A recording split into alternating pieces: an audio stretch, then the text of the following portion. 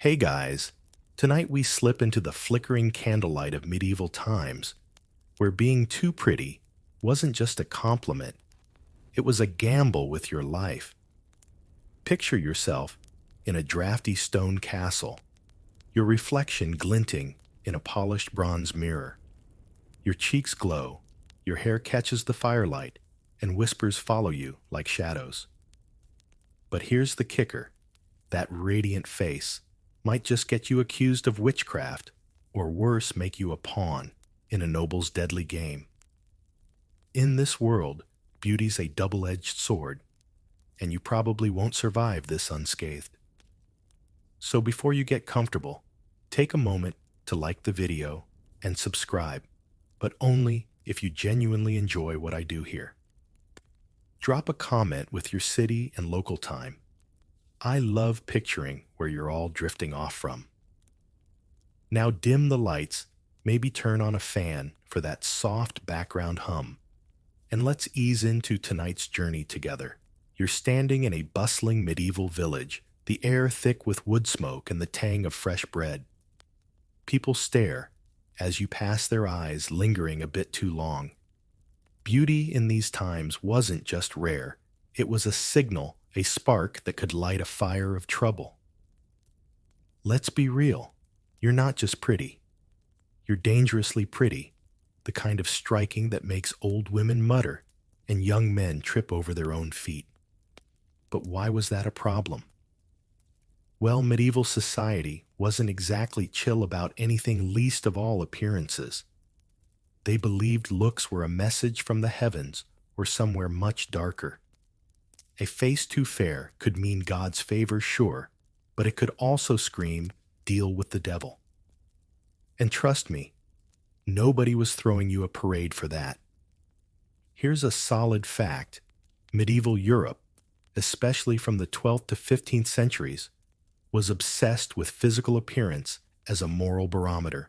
Chronicles from the time, like those of Geoffrey of Monmouth, describe queens and noblewomen whose beauty was praised as proof of their virtue, but only if they played by the rules. Step out of line, and that same face was evidence of sin. Now, for the quirky bit, some monks genuinely believed red hair or freckles were marks of a mischievous spirit, maybe even a curse. Imagine you've got a few freckles dusting your nose. Congrats, you're now the village's prime suspect for souring the milk. Historians still argue whether these beliefs were widespread or just the ramblings of a few grumpy clerics. But either way, your looks are already making waves. You're not just catching eyes, you're catching trouble. Envy was the real beast here. Say you're a merchant's daughter, your skin clear, and your smile bright. The local lord's wife notices, and suddenly her own plain features feel like an insult. She's not baking you bread. She's whispering to her maids about how you're unnaturally lovely, probably up to no good. And don't even think about catching the lord's eye. His attention could mean a quick trip to a convent or a dungeon depending on his mood. It's like medieval Mean Girls, but with higher stakes and worse hygiene. Joke number one: you'd think they'd be too busy dodging the plague to care about your cheekbones, but nope, they've got priorities. The problem wasn't just gossip. Beauty could shift power dynamics, and in a world where power was everything that was dangerous, a stunning noblewoman could sway alliances or start feuds just by existing. Think of Eleanor of Aquitaine. Her beauty was legendary, but it also made her a target for rivals who saw her as a threat. You, with your own radiant vibe, are walking a similar tightrope. Every compliment feels like a trap, every stare a calculation. Even the village baker, kneading dough with hands like ham hocks, might overcharge you, just because your face makes him feel inadequate. It's exhausting, and you're only one day into this medieval glow-up. Let's pause for a second.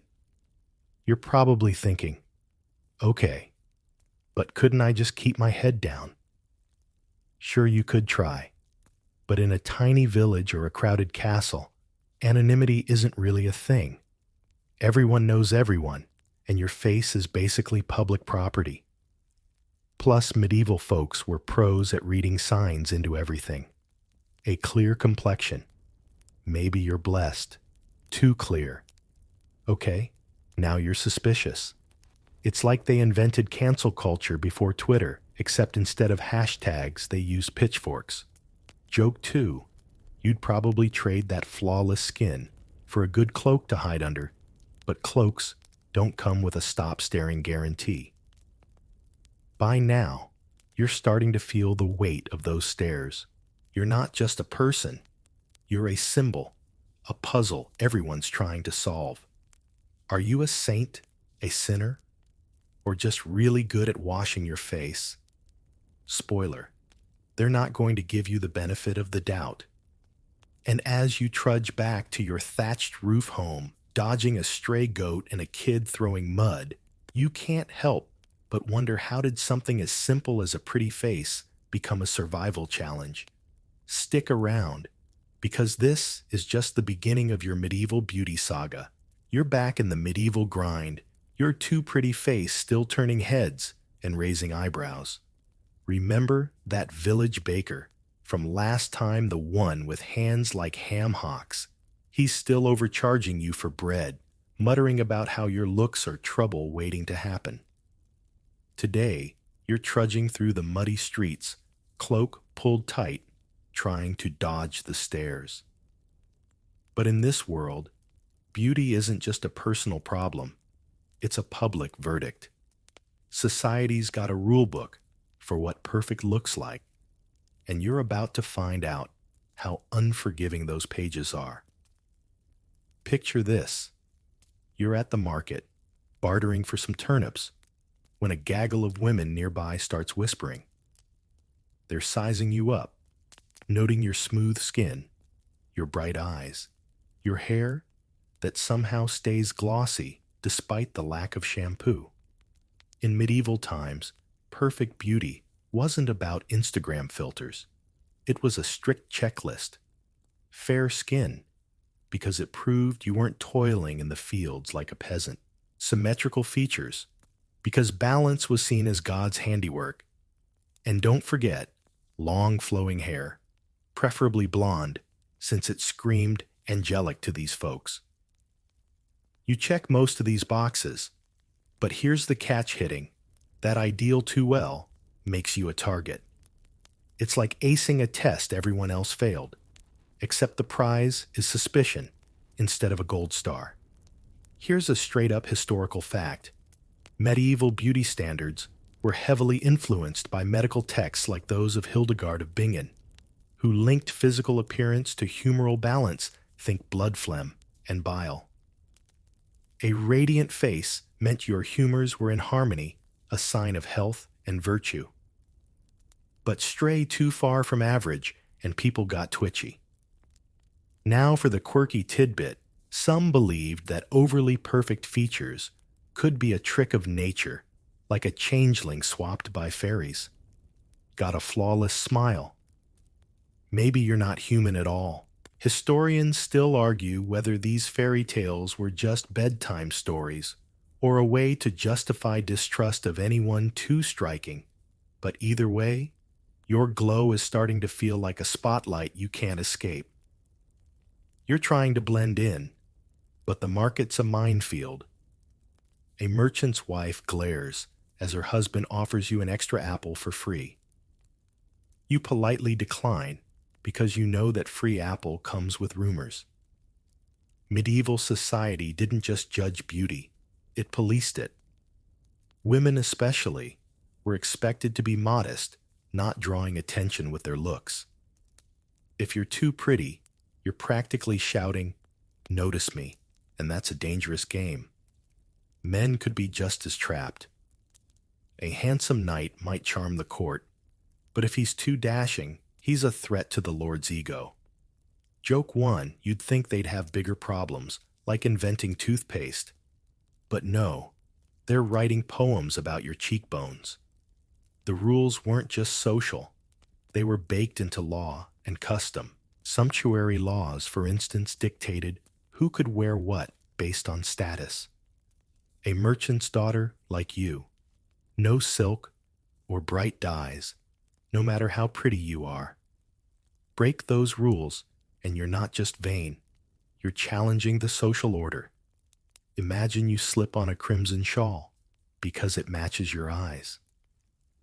Next thing you know, the local magistrate's fining you, and the priest is preaching about pride. It's exhausting, like living in a world where your face needs a permit to exist. And don't even think about tweaking your look to fit in any attempt to enhance your beauty, like pinching your cheeks for a rosy flush, could be seen as deception. Joke 2. You're basically committing fraud just by looking good. Who knew beauty needed a lawyer? Let's get real for a second. You're not vain, you're just existing. But in this era, existing with a face like yours is a full-time job. You're dodging the merchant's wife who's now spreading gossip about how you bewitched her husband with that smile. You're avoiding the local lord's son whose lingering glance feels like a storm cloud. Even the kids in the market tossing pebbles and giggling seem to sense you're different. It's not just about fitting the beauty ideal. It's about not overshooting it. Too perfect and you're unnatural. Too plain and you're irrelevant. There's no winning, only surviving. As you head home, clutching your overpriced turnips, you can't help but feel the weight of those unwritten rules. Every step is a reminder your beauty isn't yours to enjoy. It's a currency, a weapon, a liability. And the worst part? You didn't choose this. You just woke up with this face, and now you're navigating a world that's decided it means something. The sun's dipping low, casting long shadows across the village, and you're already bracing for tomorrow's judgments. Beauty's supposed to be a gift, but here it's starting to feel like a curse. You're still weaving through the medieval world, your too pretty face, a magnet for whispers and side eyes. Remember that merchant's wife from the market, the one who thought your smile bewitched her husband. She's probably at home now, muttering over her stew, convinced you're trouble. Today, you're slipping into a stone church, the air cool and heavy with incense, hoping for a moment of peace. But even here, your beauty isn't just a trait, it's a theological puzzle. In this era, a face like yours could be a divine gift or a demonic trap, and everyone's got an opinion on which. Picture yourself kneeling on the worn floor, candlelight flickering across your features. The priest at the altar shoots you a glance, his brow furrowing. Medieval folks were obsessed with the idea that looks reflected the soul. A radiant face could mean God handcrafted you with extra care, like a walking billboard for heaven's favor. But if you're too striking, that same radiance might hint at darker forces. The devil they believed could disguise himself as an angel of light, and a gorgeous face was the perfect costume. You're just trying to pray, but your glow is practically a sermon topic. It's like your face is auditioning for sainthood and villainy at the same time. Here's a grounded historical fact. Medieval theologians like Thomas Aquinas wrote extensively about beauty as a reflection of divine order, arguing that physical harmony mirrored God's creation. A balanced face was proof of a balanced soul. Great in theory, but tricky in practice. Now for the quirky bit, some rural communities took this to extremes, believing that unusually beautiful people might be glamored by demons to tempt the righteous. Got eyes that sparkle a bit too much? Congrats, you're now starring in the village's next exorcism. Historians still argue whether these ideas were mainstream or just the paranoia of isolated towns. But either way, Your presence in this church is stirring up more than just dust. You're trying to keep your head down, but the congregation's whispers follow you like flies. An old woman clutches her rosary, eyeing your clear skin as if it's a personal offense. A young man in the back stares, then blushes and looks away, probably worried he's already sinned. The problem isn't just that you're pretty, it's that your beauty feels like a challenge to their worldview. If God's so good, why give a merchant's daughter a face that outshines the nobility? If the devil's so sneaky, why not use you to sow chaos? It's exhausting, like being a riddle nobody wants to solve. Joke 1, you'd trade those cheekbones for a boring face if it meant you could pray without an audience. The church wasn't just a place of worship. It was a courtroom for appearances. Clerics often preached that beauty was a test, a temptation to vanity or lust. If you're aware of your looks, you're prideful. If others notice, you're a stumbling block. Either way, you're in trouble. Imagine you adjust your headscarf, trying to hide a stray lock of hair. The priest might see that as vanity, a sign you're flaunting God's gifts. But leave it loose, and you're tempting the menfolk. It's a lose-lose, like trying to win a chess game where all your pieces are pawns. And don't think men were immune. A handsome monk with your kind of charm could be accused of luring devotees away from prayer. Joke 2.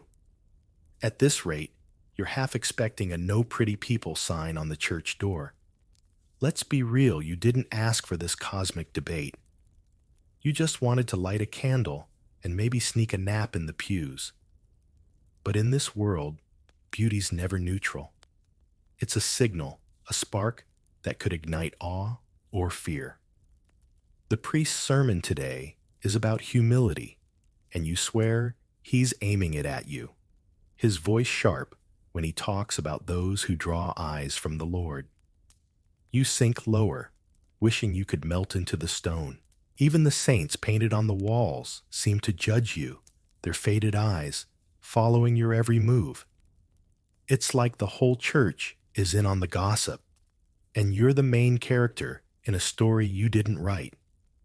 As you slip out into the twilight, the village square, buzzing with evening chatter, you feel the weight of those sacred suspicions. Your beauty isn't just a social problem, it's a spiritual one, a question mark hanging over your soul. The stars are peeking out cold and distant, and you can't help but wonder, is it really your face that's the issue, or is this world just too scared of anything that shines? You pull your cloak tighter, bracing for tomorrow's scrutiny, because in this medieval maze, peace is harder to find than a decent bath.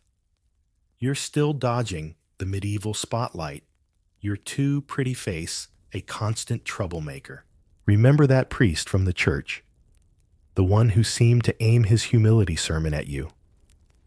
His words are probably echoing in the village, now fueling gossip as you hurry through the market square.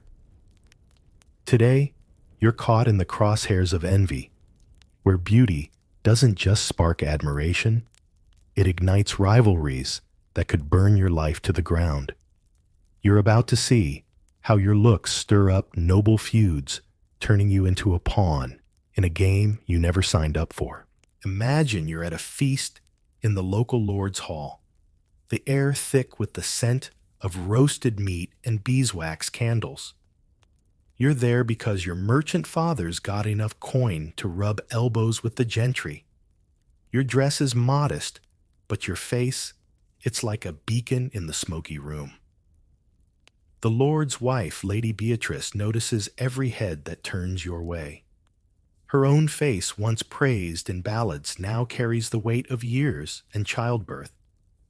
Your youth and glow feel like a personal slight, and she's not the forgiving type.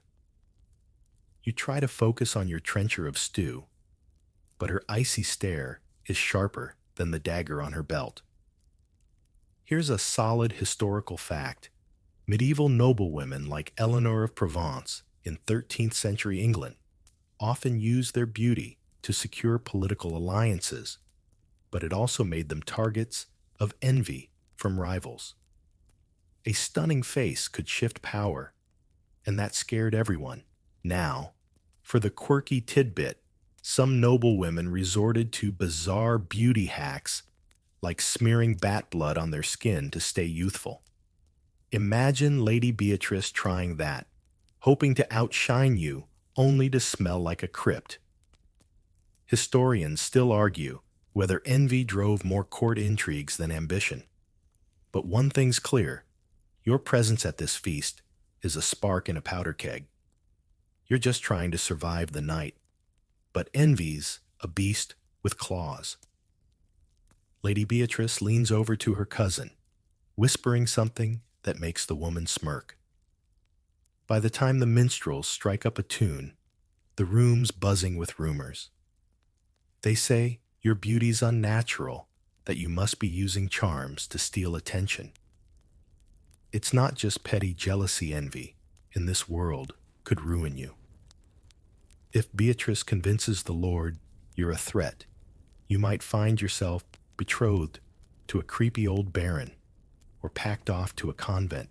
Joke one, you'd rather face a dragon than these noblewomen's side-eye, and dragons at least have better breath. The men aren't helping. The Lord's son, a lanky youth with more confidence than charm, keeps refilling your goblet, grinning like he's won a prize. His attention only makes things worse. Beatrice's envy isn't just about vanity. It's about power. If her son's smitten, you're a threat to her control over his future marriage, which could secure lands or alliances. You're not even flirting, just existing. But that's enough to make you a rival. It's like being punished for breathing too loudly, except the penalty could be exile or worse. And don't think you can just leave. The Lord's invited your father to stay for trade talks, so you're stuck in this gilded snake pit. Let's be honest, you're exhausted. You're dodging Beatrice's glares, the son's clumsy advances, and the servants' whispers as they clear plates. Even the other guests, minor knights and their wives, are picking sides. Some admire you, others resent you for making them feel plain. It's a social chessboard, and you're a pawn everyone wants to capture or crush. Joke 2. You'd trade your looks for a sack of turnips if it meant escaping this feast. But turnips don't come with an invisibility cloak. As the night drags on, you overhear a knight joking about how your beauty could start a war. He's half drunk, but he's not wrong. History's full of stories where a fair face sparked chaos, think Helen of Troy, but with worse plumbing. You're no mythical queen, just a merchant's daughter, but the stakes feel just as high. If Beatrice's envy festers, she might push the Lord to act against you, maybe accuse you of something scandalous to justify banishment. Every smile you give, every glance you return, is a risk. You're walking a tightrope, and the fall could break you. You slip out to the courtyard, the cool night air, a relief after the hall's stifling tension. The stars glitter above, but they offer no answers. Your beauty, the thing that should have been a blessing, is a magnet for envy that could cost you everything. As you head back to your father's lodgings, the feast's laughter fading behind you, you brace for the next move in this dangerous game. In this world, being too pretty isn't just inconvenient, it's a battle you fight every day. You're still navigating the medieval maze, your too pretty face stirring trouble wherever you go. Remember that feast where Lady Beatrice's envy nearly scorched you alive. Her whispers are probably spreading like wildfire, now painting you as some kind of enchantress. Today, you're back in the village trying to buy herbs from a market stall, but the air feels heavier. Your beauty isn't just sparking jealousy, It's teetering on the edge of something darker. In this world, a flawless face could land you in the crosshairs of a witchcraft accusation, especially when cosmetics are involved. Picture yourself at the stall, the herbalist's gnarled hands sorting through bundles of lavender and chamomile. You're after something simple, maybe a salve for a scraped knee, but you notice her eyeing your cheeks. They're rosy smooth, the kind of glow that doesn't come from a life of toil. You've never touched makeup, honest, but the herbalist mutters about unnatural beauty. In medieval times, cosmetics weren't just about looking good. They were a tightrope walk between vanity and suspicion. A dab of ochre on your lips, or a pinch of charcoal around your eyes, could be read as a spell, a devil's trick to deceive honest folk. You're just standing there, but your face is already on trial. Here's a concrete historical fact. In the 14th century, figures like Christine de Pizan warned against excessive adornment, noting that the church saw cosmetics as a gateway to sin. Enhancing beauty wasn't just frivolous, it was a moral failing that could invite divine wrath. Now for the quirky tidbit, some women used concoctions like arsenic or lead-based powders to whiten their skin, risking death for a ghostly glow. Imagine smearing that on, hoping to look angelic, only to end up looking like a corpse. Historians still argue whether these practices were common or exaggerated by moralizing clerics. But one thing's clear, your natural radiance is dangerous enough without adding potions to the mix. You're trying to pay for the herbs, but the herbalist's questions get pointed. How's your skin so fair? She asks, her voice low, like she's sniffing out a secret. You shrug, muttering something about clean water, but she's not buying it. The crowd around the stall starts to murmur, and you catch the word witch slipping from someone's lips. It's not just gossip, now it's a spark that could ignite a mob. In this era, witchcraft accusations were a catch-all for anything unexplained, and a face too perfect was definitely unexplained. Joke 1. You'd laugh at the irony of being called a witch for washing your face, but pitchforks don't have a sense of humor. The danger's real. If the herbalist spreads her suspicions, you could face a trial where evidence is as flimsy as a neighbor's grudge. Witchcraft wasn't just about spells, it was about power, and a beautiful woman had too much of it, even if she didn't want it. Say you'd tried a homemade lip stain, maybe crushed berries for a rosy tint. Innocent right wrong. That could be twisted into proof you're brewing charms to ensnare men. Men weren't safe either. A charming minstrel with your kind of looks might be accused of bewitching the village girls. It's like beauty itself is a potion, and you're guilty just for carrying it. Joke 2. You're starting to think a sack over your head might be the safest fashion choice, but even that might look suspiciously chic. Let's pause. You're not scheming or flaunting, you're just trying to live. But in this world, every choice is a trap. Skip cosmetics, and your natural beauty draws accusations. Use them, and you're handing your accusers a script. You glance at the herbalist's wares, spotting a jar of something labeled rosewater. Tempting, but you know better. Even a harmless splash could be misread as a sorcerer's trick. The church didn't just frown on vanity, it weaponized it, turning beauty aids into exhibits A through Z in a witch hunt. You're walking away empty-handed because even herbs feel risky now. As you leave the market, the sun dipping low, you feel the weight of those whispers. The herbalist's stare follows you, and you overhear a child ask her mother if you're one of them witches. Your heart sinks. Beauty's supposed to be a gift, but here it's a fuse, and the spark's already lit. You pull your cloak tighter, the village's chatter fading behind you, and brace for what's next. In this medieval world, looking too good isn't just a compliment, it's a charge you might not outrun. You're still threading through the medieval gauntlet, your too pretty face a lightning rod for trouble. Remember that herbalist from the market muttering about your unnatural glow. Her words are probably slithering through the village, now twisting your beauty into something sinister. Today, you're summoned to the Lord's court, a sprawling stone hall where power and danger dance a delicate waltz. Your merchant father's trade dealings have landed you here, but your looks are what make this gilded cage so treacherous. In the royal court, beauty isn't just noticed, it's a currency, a weapon, and a trap all at once.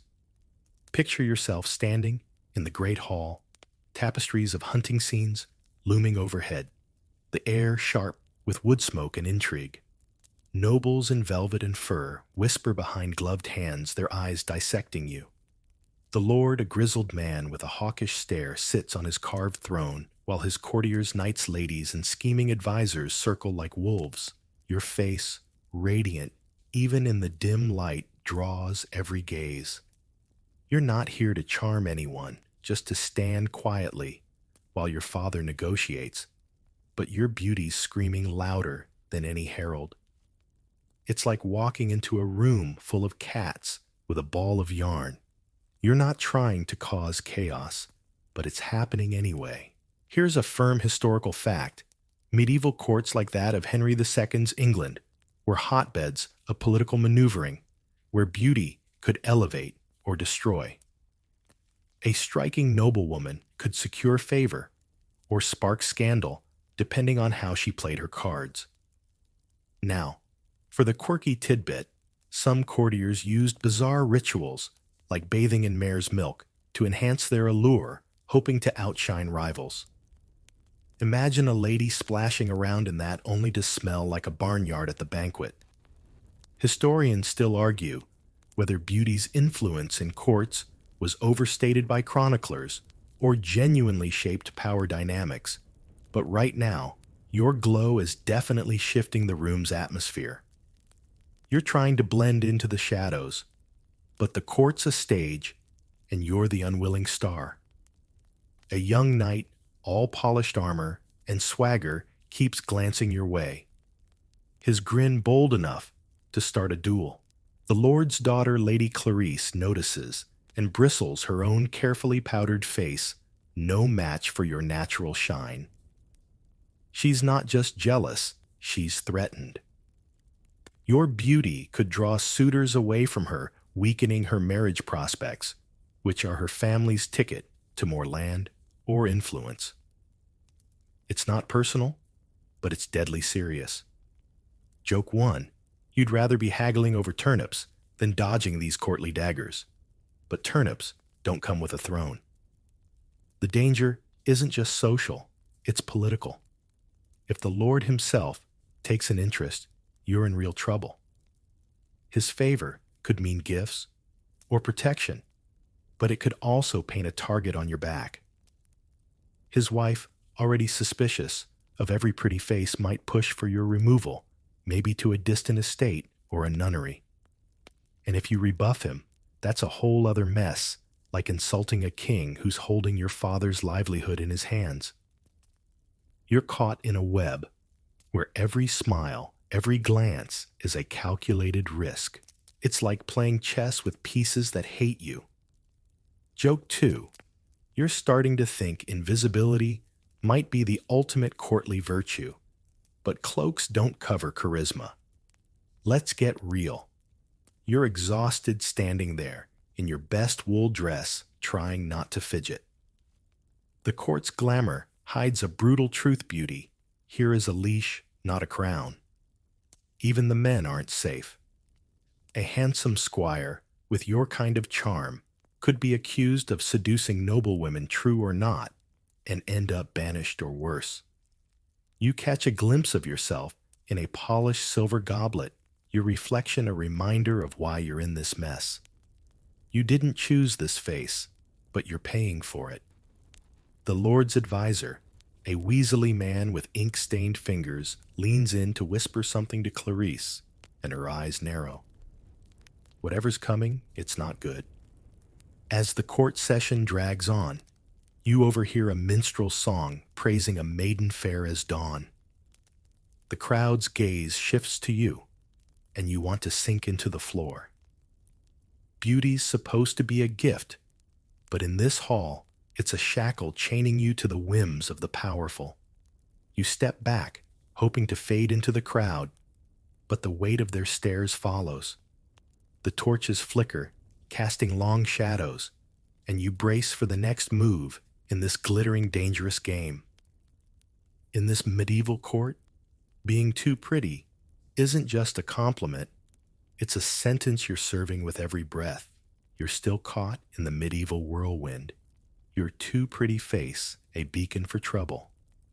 Remember that courtly hall where Lady Clarice's glare could have curdled milk. Her whispers are probably weaving new traps for you now as you slip back to your village life. Today, you're grappling with one of the biggest stakes your beauty can influence marriage. In this era, a fair face could open doors to a wealthy match or slam you into a dangerous one. You're about to find out how your looks shape your future, and trust me, it's less about love and more about survival. Picture yourself in your family's modest home, the fire crackling as your father pores over a parchment. A local baron's emissary has just left his boots muddying the floor with a proposal that's more command than request. The baron, a widower with a temper and a castle, wants you as his bride. Your beauty's the lure, your father's trade connections are a bonus. You're barely old enough to weave a proper braid, but your face has made you a prize in a game of power. Saying no isn't really an option. Rejecting a noble could tank your family's livelihood or worse. It's like being auctioned off, except the bidders have swords. Here's a solid historical fact in medieval Europe, particularly from the 12th to 15th centuries. Marriages were strategic alliances, especially among the elite. A beautiful bride like Anne of Bohemia could seal treaties or boost a lord's prestige, but her looks often made her a target for unwanted suitors. Now, for the quirky tidbit, some families paraded their daughters at feasts, dressing them in borrowed finery to flaunt their beauty, hoping to snag a rich husband. Imagine being dolled up like a medieval mannequin, only to attract a creep with a moat. Historians still argue whether beauty was a bigger asset or liability in these matches. But right now, your glow is steering you toward a risky fate. You're sitting by the hearth, your mother fussing with your hair, muttering about how your looks are both blessing and curse. She's not wrong. If you marry the baron, you might gain status, maybe a velvet gown or two. But he's twice your age, with a reputation for shouting at servants, and a castle that smells like damp stone. Worse, his last wife died. Under murky circumstances, gossip says she fell from a tower. Your beauty drew his eye, but it also makes you a trophy, not a partner.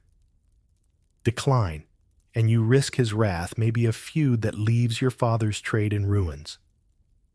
Joke one, you'd rather marry the village goat. It's got better manners and fewer grudges. The pressure's not just on you. Men faced it too. A handsome yeoman with your kind of charm might catch a noblewoman's eye, but her family could see him as a gold digger, or a threat leading to a quick banishment or a hunting accident. Beauty made marriage a high-stakes gamble for everyone. You're trying to imagine life with the baron picturing his sour breath and the cold halls you'd roam. Your father's practical saying it's a step up, but your gut screams to run.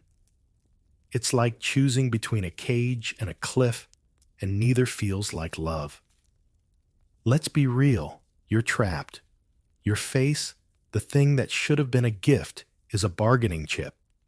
Even if you dodge the baron, another suitor's waiting, maybe a merchant's son who's kind but dull, or a knight who sees you as a conquest. Every option feels like a roll of dice, and the odds aren't great.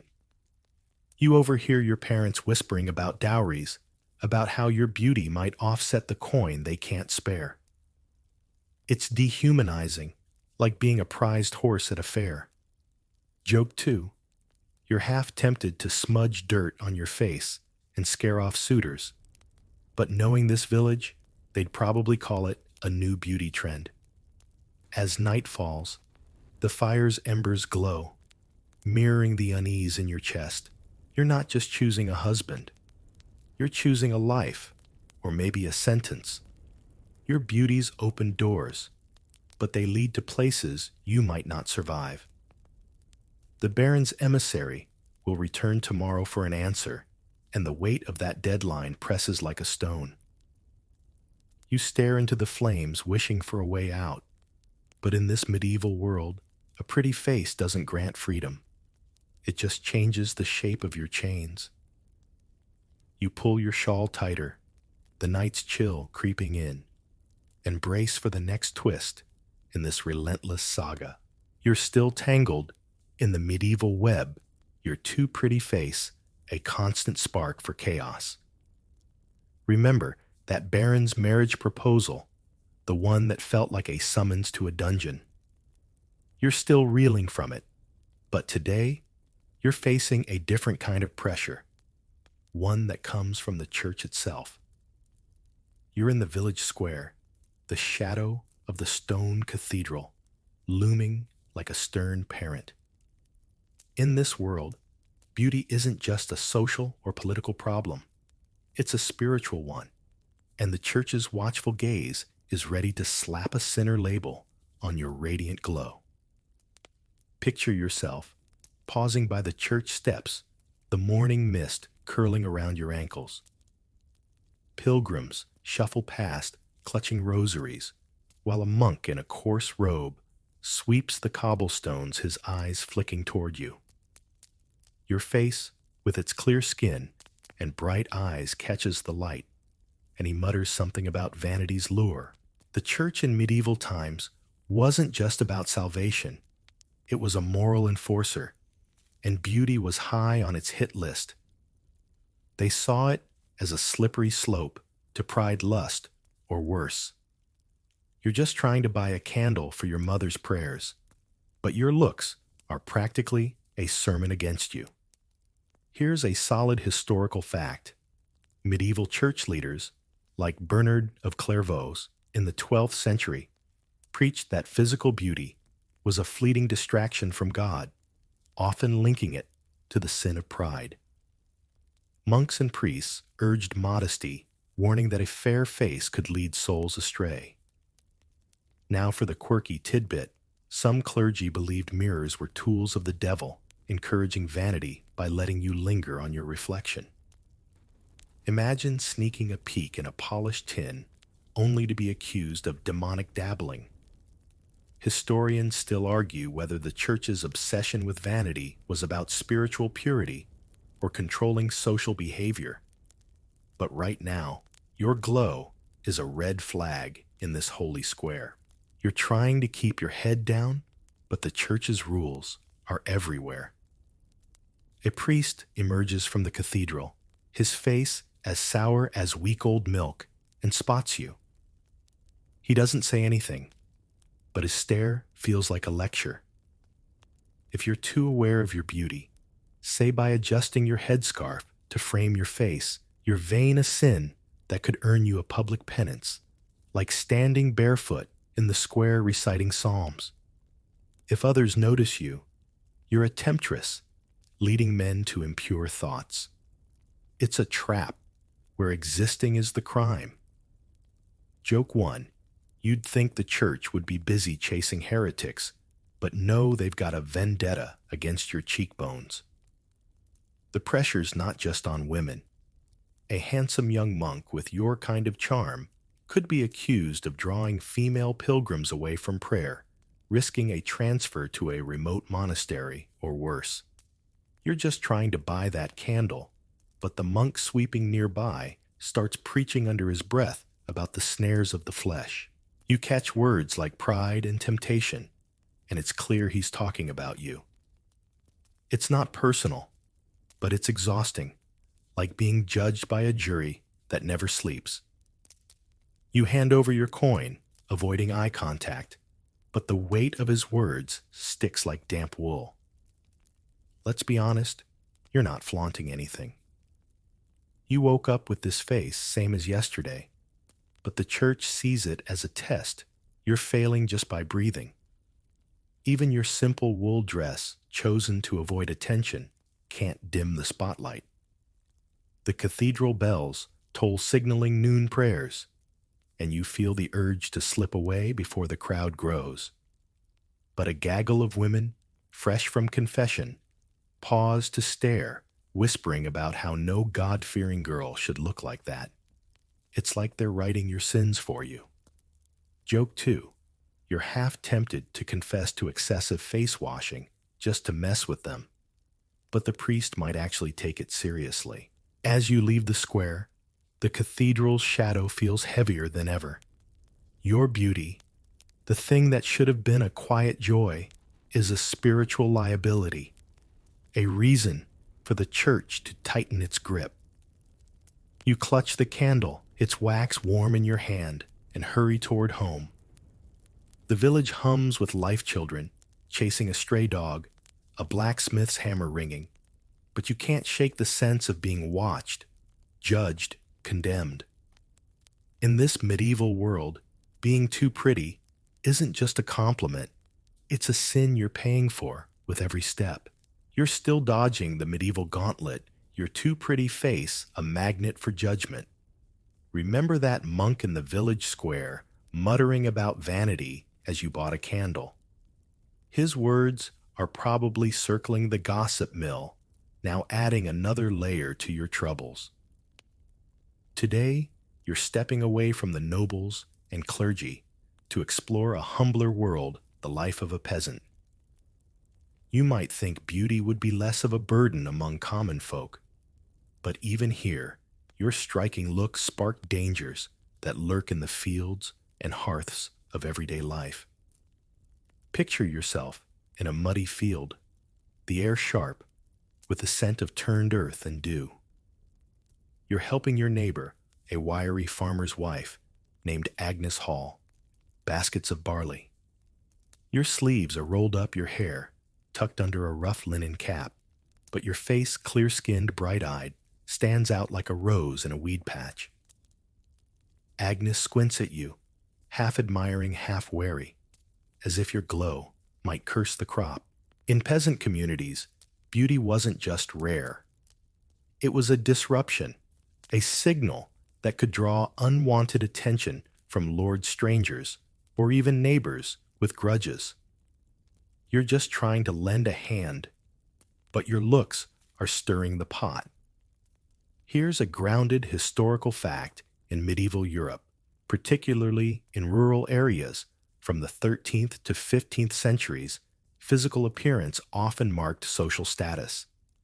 Fair skin and delicate features suggested a life free from labor, making a beautiful peasant an anomaly that could spark suspicion or desire. Now for the quirky tidbit. Some villagers believed a strikingly beautiful person might attract the evil eye, a curse blamed for sick livestock or failed harvests. Imagine Agnes blaming your face for her cow's dry udder. Historians still argue whether these superstitions were widespread or just local quirks, but right now, your radiance is making you a target in this field. You're hefting a basket, sweat beating on your brow, when a passing peddler, a grizzled man with a cart of trinkets, pauses to stare. He offers you a chipped bronze mirror for a lass so fair, but his leer makes your skin crawl.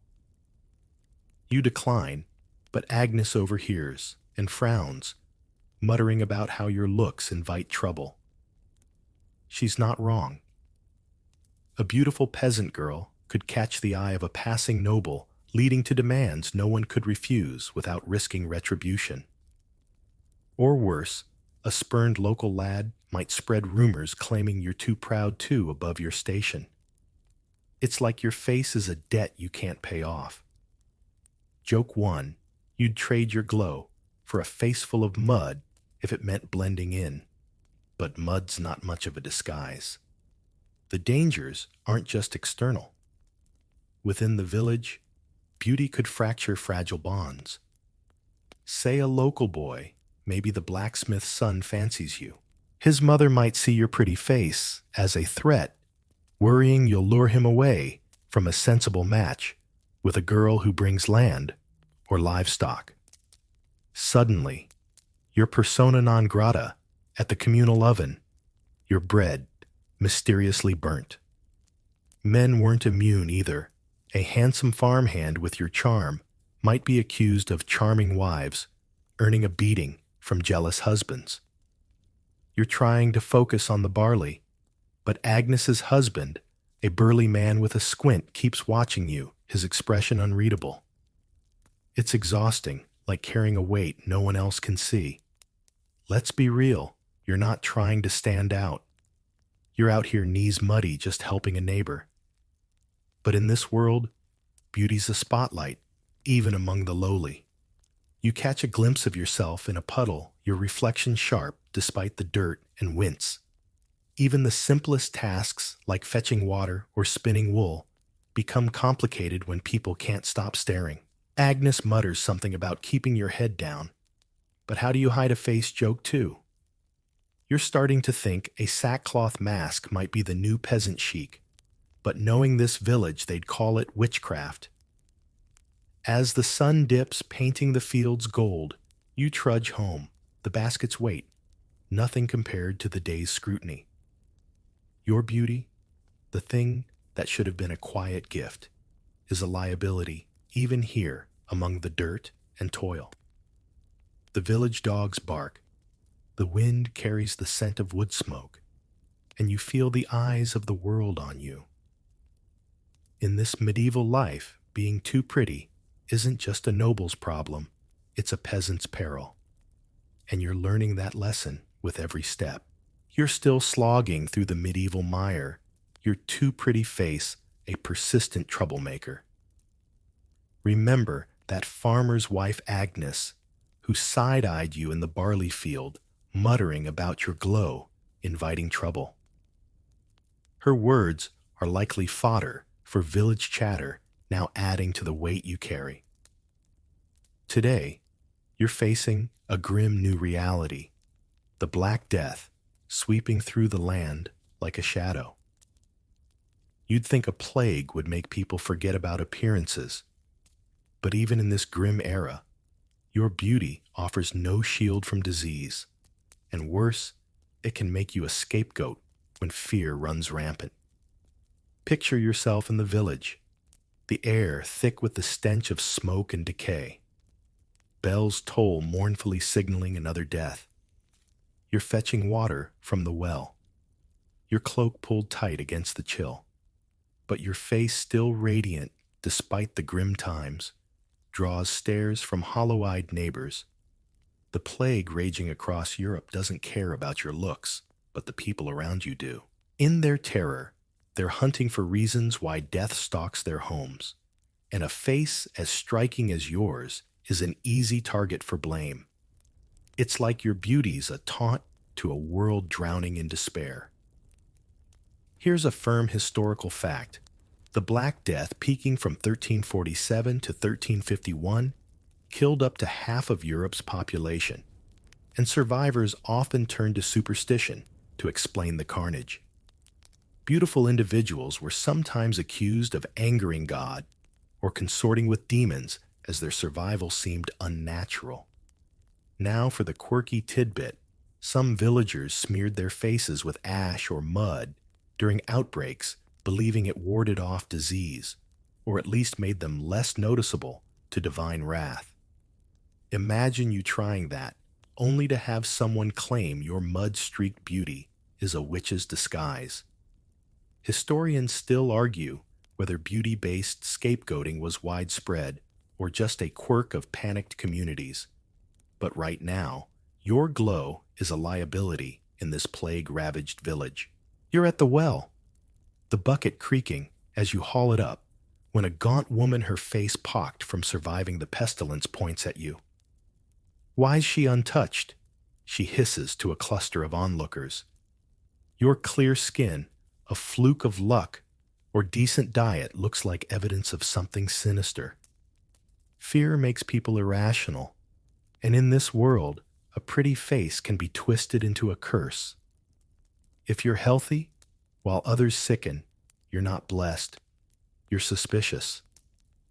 Maybe you made a pact with the devil, they whisper, or used charms to dodge the plague. Joke one, you'd laugh at the idea of charming a disease, but these folks think your smile could summon demons. The danger's not just gossip. Scapegoating could lead to exile or worse. If the village elders believe you're a cause of God's wrath, they might banish you to the plague-ridden wilds or hand you over to a mob. Even men weren't safe. A handsome survivor, with your kind of charm, might be accused of dark dealings, especially if he drew attention from grieving widows. You're trying to keep your head down, but every cough in the crowd feels like an accusation. The well's water sloshes as you fill your pail and you avoid the woman's gaze, her words stinging like a lash. It's like being punished for breathing when others can't. Let's be honest. You're terrified. You're not immune to the plague. Nobody is.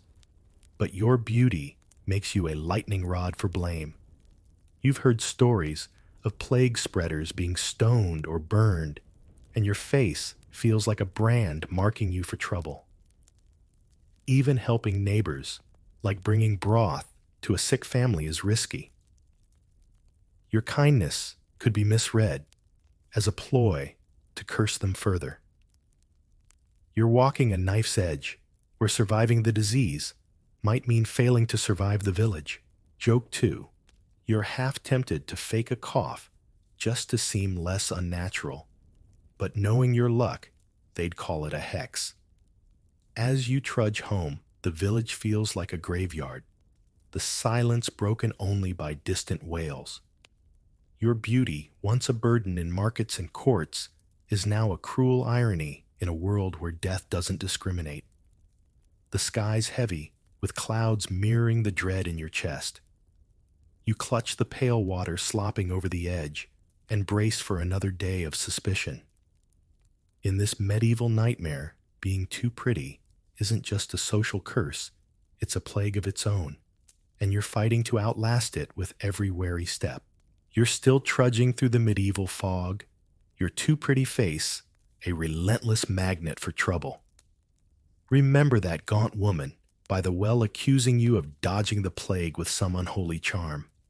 Her words are probably fueling the village's fear, now making every glance feel like a noose tightening. Today, you're stepping into the world of chivalry, where knights and their oaths of honor should offer protection. But your beauty twists their gallantry into something darker, a fatal obsession that could spark duel scandals or worse. In this era, a fair maiden like you isn't just admired. She's a prize worth dying for, and that's not as romantic as it sounds. Picture yourself on a rutted path near the village, the late afternoon sun glinting off a nearby stream.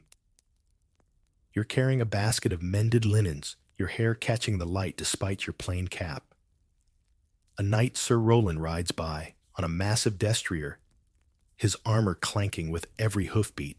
He's young, broad-shouldered, with a reputation for winning tournaments and breaking hearts. He spots you reins in his horse and offers a courtly bow, his smile sharper than his sword. Your beauty's caught his eye, and in this world, a knight's attention is a double-edged blade. You nod politely, but your stomach knots. You've heard tales of what happens when chivalry turns possessive. Here's a solid historical fact in medieval Europe, particularly during the 12th to 14th centuries. The code of chivalry idealized women as muses, with knights swearing devotion to fair ladies in tournaments and quests. Figures like Lancelot were romanticized for their love for Guinevere, but such passions often led to real-world chaos. Now for the quirky tidbit, some knights wore their lady's token like a ribbon into battle, believing it protected them, though it sometimes just marked them as targets for rivals. Imagine Sir Roland begging for your kerchief, only to get brained by a jealous competitor. Historians still argue whether chivalric devotion was genuine romance or a performative power play. But right now, your glow is pulling you into a knight's dangerous orbit. You're trying to keep moving, but Sir Roland dismounts his boots, sinking into the mud. He's all charm, praising your heavenly visage and offering to escort you home. You decline, citing chores, but his eyes linger hungry in a way that's not about honor. In this world, a knight's obsession with a beautiful woman could spark disaster. If he declares you his lady, other knights might challenge him, leading to duels where blood, not roses, is the prize. Or worse, he might pursue you aggressively, ignoring your status as a merchant's daughter. A noble's whim could force you into a liaison, or a convent if you resist. Joke 1. You'd rather face a joust yourself than deal with this guy's poetry, but lances don't solve puppy love. The danger's not just personal, it's social. If Sir Roland's fixation becomes public, your reputation's at stake. Village gossip could paint you as a seductress, luring a noble from his duties. Your family might suffer too. Your father's trade could falter if the knight's lord takes offense. Even men weren't safe from this trap. A handsome peasant with your kind of charm might be targeted by a lady's knightly suitor, accused of stealing her affection and beaten for it. You're clutching your basket, wishing you could vanish, but Roland's still talking, comparing your eyes to stars. It's flattering, sure, but it feels like a trap sprung by your own face. Let's be real, you're not flirting. You're just trying to get home before dark. But in this chivalric world, beauty's aflame, and knights are moths with swords. You manage to slip away, murmuring excuses, but Roland's gaze follows heavy as chainmail. You've dodged him for now. But knights don't forget their muses, and his interest could spell trouble.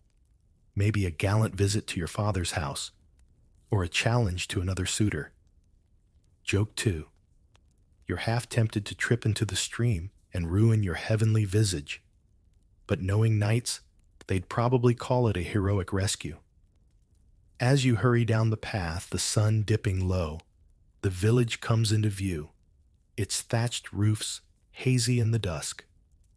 Your beauty, the thing that should have been a quiet gift, is a siren call to men like Roland, whose honor is as flimsy as their banners.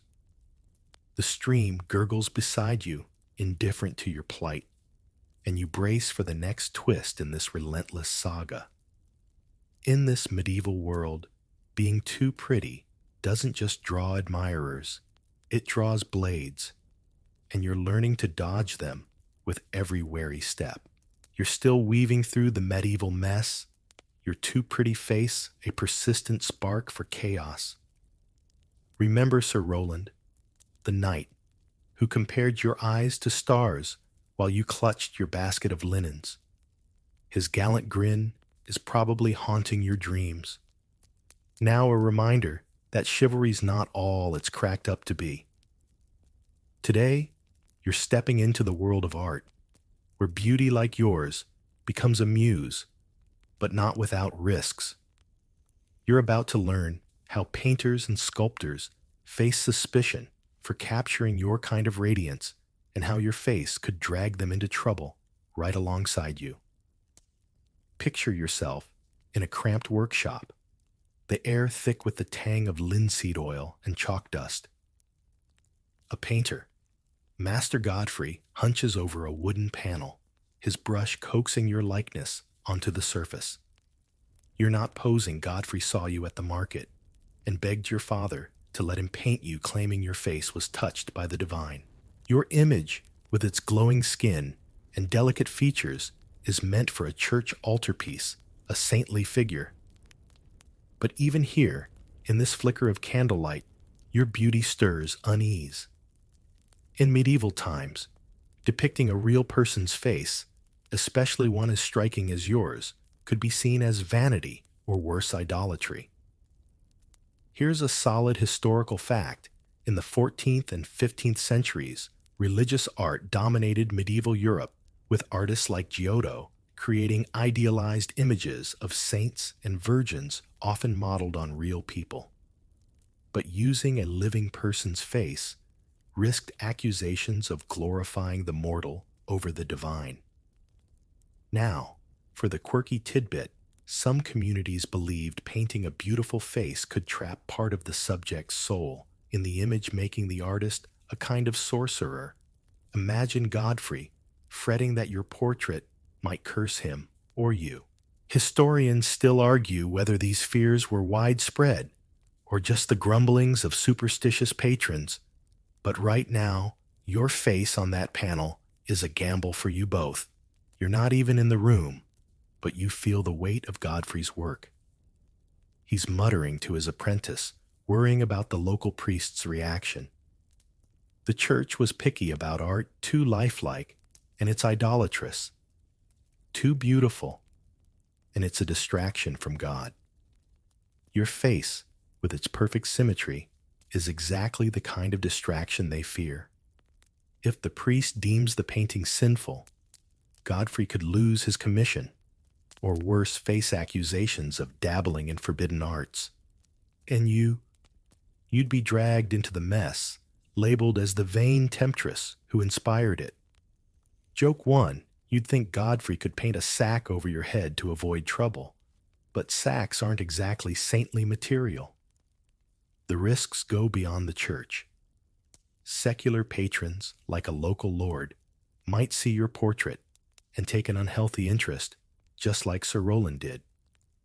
Or a rival artist, jealous of Godfrey's skill, could spread rumors that the painting's beauty is unnatural, hinting at witchcraft. You're minding your own business, mending clothes at home, but your face is out there stirring trouble on a wooden panel. Even men weren't safe. An artist painting a handsome knight's likeness might be accused of flattery, or worse, stirring romantic scandals. It's like your beauty's a pebble tossed into a pond, rippling chaos wherever it lands. Joke 2. You're starting to wonder if you should charge a fee for all this drama your face is causing. But medieval coins don't cover stress. Let's be real, you didn't ask to be anyone's muse. You were just buying onions when Godfrey spotted you, and now his painting's a ticking bomb. The apprentice, a twitchy lad with ink-stained fingers, keeps glancing at the door as if expecting a mob. If the altarpiece is unveiled and the congregation whispers about that merchant's daughter, your reputation's toast. You might be blamed for inspiring vanity, or worse, for enchanting the artist into sin. The workshop's shadows feel heavier, the candles sputtering, as Godfrey adds a final stroke to your painted eyes. He's proud, but you're dreading the fallout. As you sit by your hearth needle, pausing mid-stitch, you can almost see your likeness glowing in that church, drawing gasps and glares. Your beauty, the thing that should have been a quiet gift, is now a brushstroke away from scandal. The village hums outside, oblivious to the storm brewing in Godfrey's workshop. You set down your sewing, the fire's warmth, no match for the chill in your bones, and brace for the next chapter in this relentless saga. In this medieval world, being too pretty doesn't just inspire art, it paints a target on everyone involved. You're still caught in the medieval whirlwind, your too pretty face a spark that keeps igniting trouble. Remember Master Godfrey, the painter, who turned your market day glow into a saintly portrait. His altarpiece is probably hanging in the church, now drawing whispers that could ruin you both. Today, you're diving into the dangerous world of medieval cosmetics, where the quest for beauty like yours wasn't just risky, it could be deadly. You're about to learn how the powders and potions used to enhance a face could poison the body or the soul, and why your natural radiance is already a gamble. Picture yourself in a dim apothecary shop, the air heavy with the scent of dried herbs and something sharper like vinegar gone bad. Shelves sag under jars of murky liquids and powders labeled in smudged ink Ceruse Vermilion Belladonna. You're here for a salve for your mother's cough, but the apothecary, a wiry woman with stained fingers, eyes your flawless skin. Need something to keep that glow, she asks, holding up a pot of white paste. You shake your head, but you know what she's offering: cosmetics that promise beauty, but deliver danger. In this era, enhancing your looks wasn't just vain, it was a flirtation with death or damnation. Here's a solid historical fact. Medieval cosmetics, especially from the 13th to 15th centuries, often contained toxic ingredients like lead-based ceruse for whitening skin or mercury for a rosy flush, causing illness or death over time. Noblewomen desperate to rival your natural shine risked their health for the ideal pale complexion. Now for the quirky tidbit, some recipes called for crocodile dung or mouse ashes, believed to smooth wrinkles or add sparkle to eyes. Imagine smearing that on hoping to dazzle, only to stink like a swamp.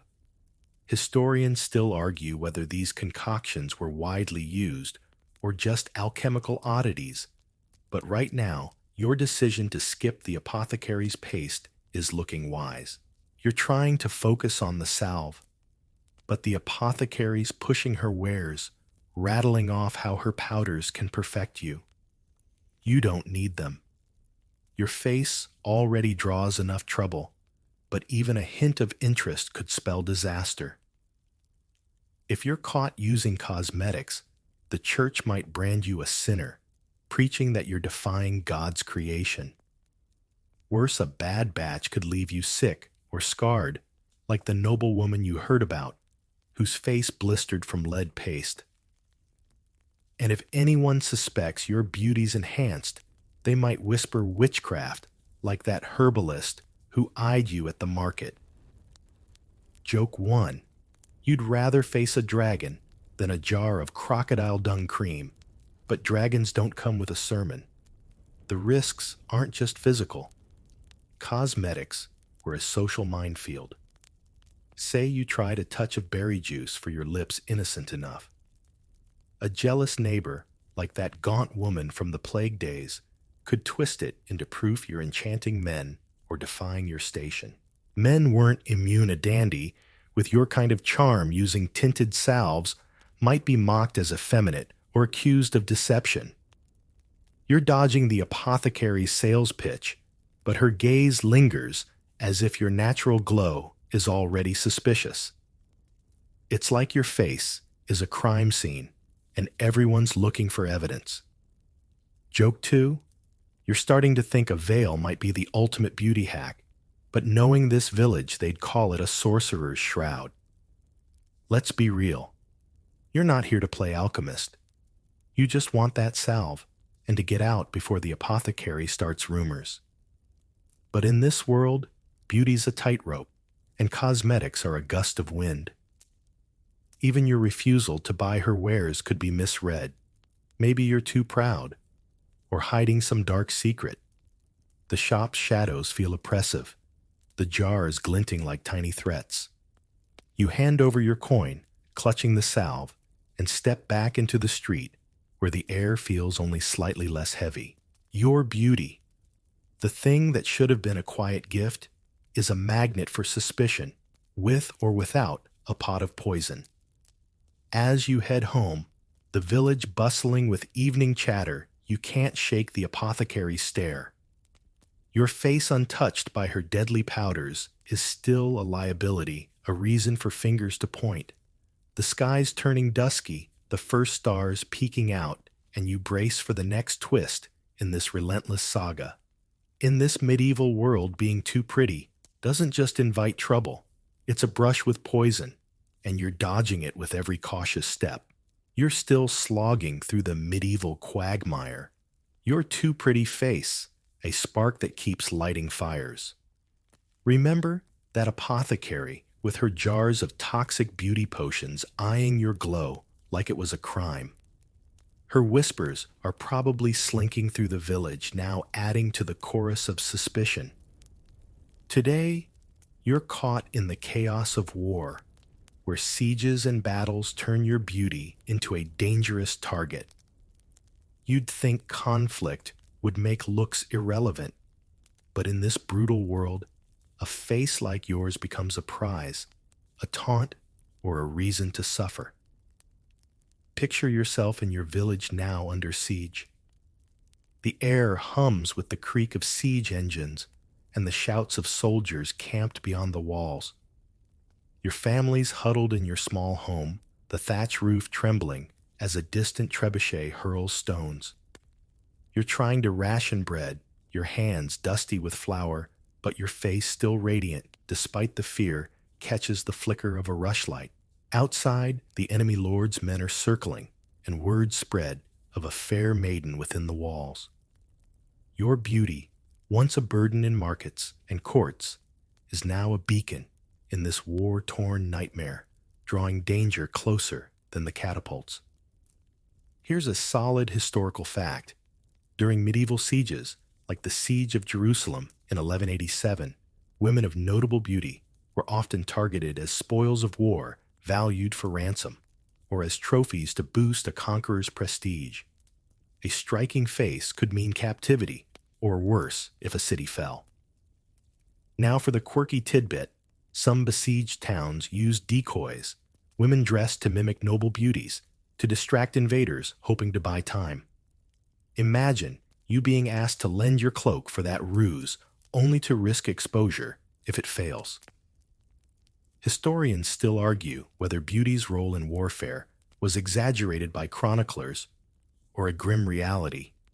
But right now, your glow is a liability as the siege tightens. You're trying to stay out of sight, but the village is a pressure cooker. The local lord, desperate to hold the walls, has knights patrolling the streets, and one, a grizzled veteran with a scar across his cheek, pauses when he sees you fetching water. His stare isn't chivalrous like Sir Roland's. It's calculating, like he's weighing your value if the village surrenders.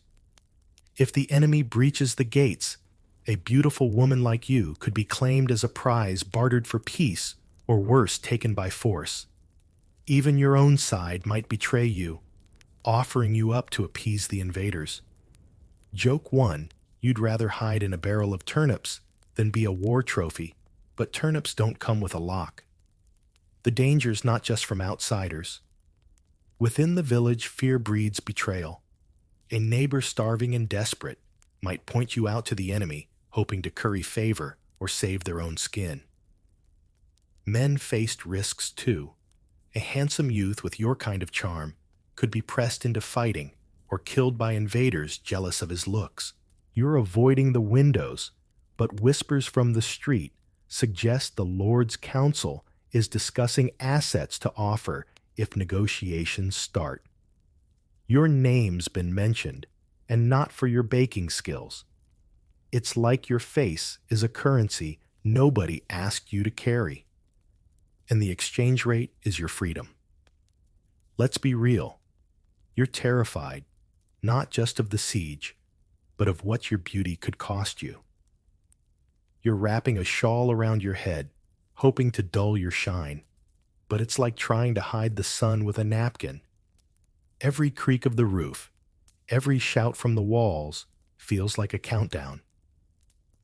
You overhear your father arguing with a neighbor, insisting you're just a girl, but the neighbor's voice is sharp. A girl like that could save us all, or doom us. It's dehumanizing, reducing you to a bargaining chip in a war you didn't start. Joke 2. You're half tempted to smudge ash on your face and pass as a soot sprite, but even that might not dim the spotlight. As night falls, the siege's din softens, replaced by an eerie quiet. You sit by the hearth. The fire's glow, a faint comfort against the cold dread in your bones.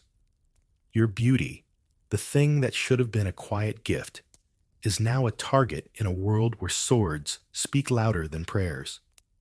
The village holds its breath, the walls still standing, but weaker by the hour. You clutch your shawl, bracing for the next blow in this relentless saga. In this medieval war, being too pretty doesn't just draw eyes, it draws blades, and you're praying to slip through their reach. You're still staggering through the medieval storm, your too pretty face a spark that's lit every kind of fire. Remember the siege with its looming trebuchets, and that knight who sized you up like a ransom prize. The village held barely, but the scars linger, and so does the weight of your beauty. Today, you're reflecting on the fleeting nature of that radiance, as age hardship or fate dulls even the brightest glow. In this world, a fair face is a temporary crown, and you're about to see how quickly it can slip, leaving you to navigate a life where looks no longer shield or curse you. Picture yourself in the village square years later, the air crisp with autumn's bite.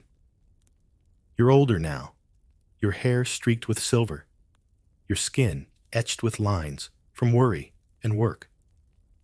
Once your face stopped hearts. Now it blends into the crowd, a merchant's daughter weathered by time.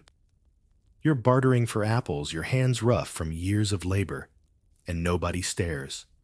The same folk who whispered about your unnatural beauty, like that herbalist, or the gaunt plague survivor, barely glance your way. In medieval times, beauty's power faded fast, especially for women, as youth was the currency that mattered most. You're free from the spotlight, but it's a bittersweet relief, like waking from a dream that was half nightmare. Here's a solid historical fact in medieval Europe, particularly from the 12th to 15th centuries. Youth and beauty were tightly linked with women's value, often tied to their appearance in marriage or courtly roles, as seen in chronicles like those of Froissart. Once age or hardship dimmed that glow, social influence often waned. Now for the quirky tidbit, some believed that a beautiful person's fading looks were God's way of humbling them, a divine reset to focus on the soul. Imagine the village priest nodding sagely at your wrinkles, as if God personally edited your face. Historians still argue whether aging was seen as a curse or a moral victory, but right now you're feeling the shift in how the world sees you. You're at the market stall, the apple seller's banter, a faint echo of the flattery you once dodged. Back then, your beauty drew knights like Sir Roland, sparked envy like Lady Beatrice's, and invited accusations of witchcraft or sin. Now you're just another face, your story folded into the village's hum. It's liberating, no more dodging leers or rumors, but there's a pang too. You catch your reflection in a bucket of water, the lines around your eyes, like a map of every trial, the plague, the siege, the baron's proposal. Your face no longer starts wars or paintings, but it carries a quieter strength earned through survival. Joke 1. You'd laugh at how the market's suddenly kinder now that you're ordinary. But apples don't come with a sympathy discount. The fade of beauty wasn't just personal, it was universal. Men felt it too. A handsome knight, once a court darling, might be ignored, In old age, his scars no longer romantic. For you, the change is stark. You're no longer a muse for artists like Master Godfrey, or a target for the church's sermons. But the world's still harsh age doesn't erase poverty or toil, and your merchant father's debts still loom. You're trading apples, not dreams, and the freedom from beauty's burden comes with new weights, providing for kin, mending a leaking roof. It's like swapping one tightrope for another, just with less applause. Joke 2. You're half tempted to tell the apple seller about your glory days, but he'd probably charge you extra for storytelling. Let's be real. You're not mourning your youth, not exactly. You're tougher now, wiser, less afraid of whispers. But standing here, with the market's bustle fading into dusk, you can't help but trace the arc of your life. Your beauty once shaped every step, drawing suitors, sparking feuds, painting you as a saint or a sinner. Now it's a memory, a tale you might share with a grandchild someday, minus the scarier bits. The village square glows with torchlight, and you feel a strange peace. You've outlasted the dangers of being too pretty, but the world's still a battle just fought with different weapons. As the stars emerge, soft and distant, you turn toward home, your basket heavy with apples. The night wraps around you gentle and cool like a whispered promise of rest. Your steps are slower now, not from fear, but from a life fully lived. The village settles into quiet its roofs, dark against the sky, and you let the day's worries drift, carried away by the breeze. The world that once judged your face now sees you as you are steady, enduring human. You breathe deeply, the scent of earth and smoke grounding you, and feel the weight of beauty lift, leaving only the soft hum of existence. Close your eyes, let the night's calm cradle you, and slip into dreams where no one stares, no one schemes, just you, and the endless gentle dark. The brutal ways. Women tried to stay young in the Middle Ages. We step into the gritty, candlelit world of the Middle Ages, where women chase eternal youth with a fervor that makes your skincare routine look like a lazy Sunday nap. Picture yourself in a damp stone castle, the air thick with the scent of herbs and something faintly metallic. Mirrors are rare, but every wrinkle feels like a betrayal, a whisper that time's slipping through your fingers. In this era, staying young isn't just vanity, it's survival in a world where age could mean irrelevance. Spoiler: you probably won't survive this gauntlet of beauty hacks without a strong stomach. You're standing in a medieval village, circa 1300, where the quest for youth is a high-stakes game. Women, from peasants to nobles, are caught in a cultural vice. Youth equals value, beauty, and power. A historical fact anchors us here.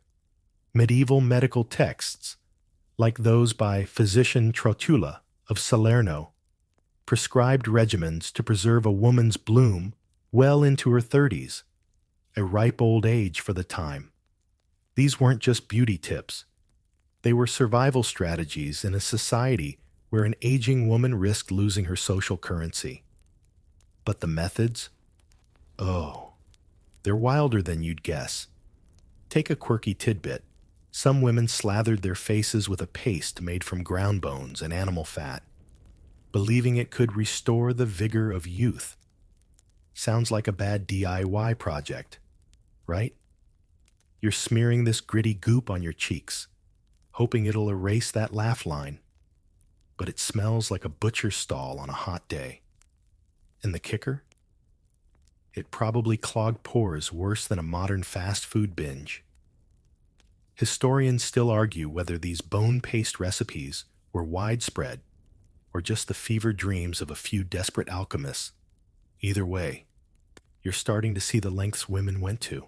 You trudge through the village, passing women grinding herbs, their hands stained green from pounding nettles into a pulp.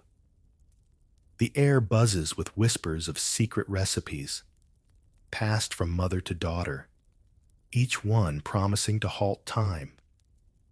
You pause by a market stall, where a toothless vendor hawks a youth tonic that looks suspiciously like pond water. You're tempted. Who wouldn't want to shave a decade off their face? But the vendor's own wrinkles tell a different story. It's a bit like those sketchy diet pills you see advertised at 2 a.m.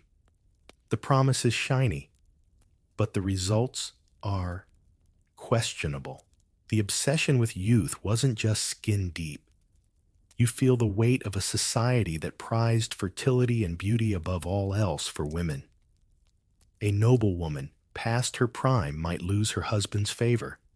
A peasant might struggle to marry at all. You're caught in this paradox. You're expected to be a timeless maiden, but every year etches itself into your skin. And the solutions? They're not exactly spa day material. You're about to dip your toes into a world of potions that could double as poison, masks that burn more than they beautify, and rituals that make you question medieval sanity.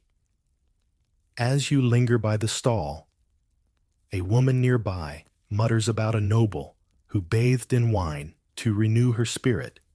You can't help but chuckle. Imagine explaining that to your landlord as a rent excuse. But beneath the absurdity, there's a pang of empathy. These women weren't just vain. They were fighting a losing battle against time in a world that offered no mercy. You're starting to wonder what you'd do in their shoes. Would you risk it all for a shot at youth? Or would you laugh and let the wrinkles come? You're still wandering through this medieval world. The scent of that bone-paste mask lingering in your memory as you duck into a dimly lit apothecary's shop. The air is heavy with the tang of vinegar and something earthier, maybe rotting herbs. Shelves groan under jars of murky liquids, each labeled with promises of youth. You're here to uncover the dangerous potions women drank to defy aging. And trust me, these brews make your morning smoothie look like fine dining. A historical fact grounds us. Medieval physicians, drawing from Greek and Arabic texts, often prescribed mercury-based elixirs to purify the body and restore a youthful glow. Mercury, you're learning, was the rock star of medieval medicine.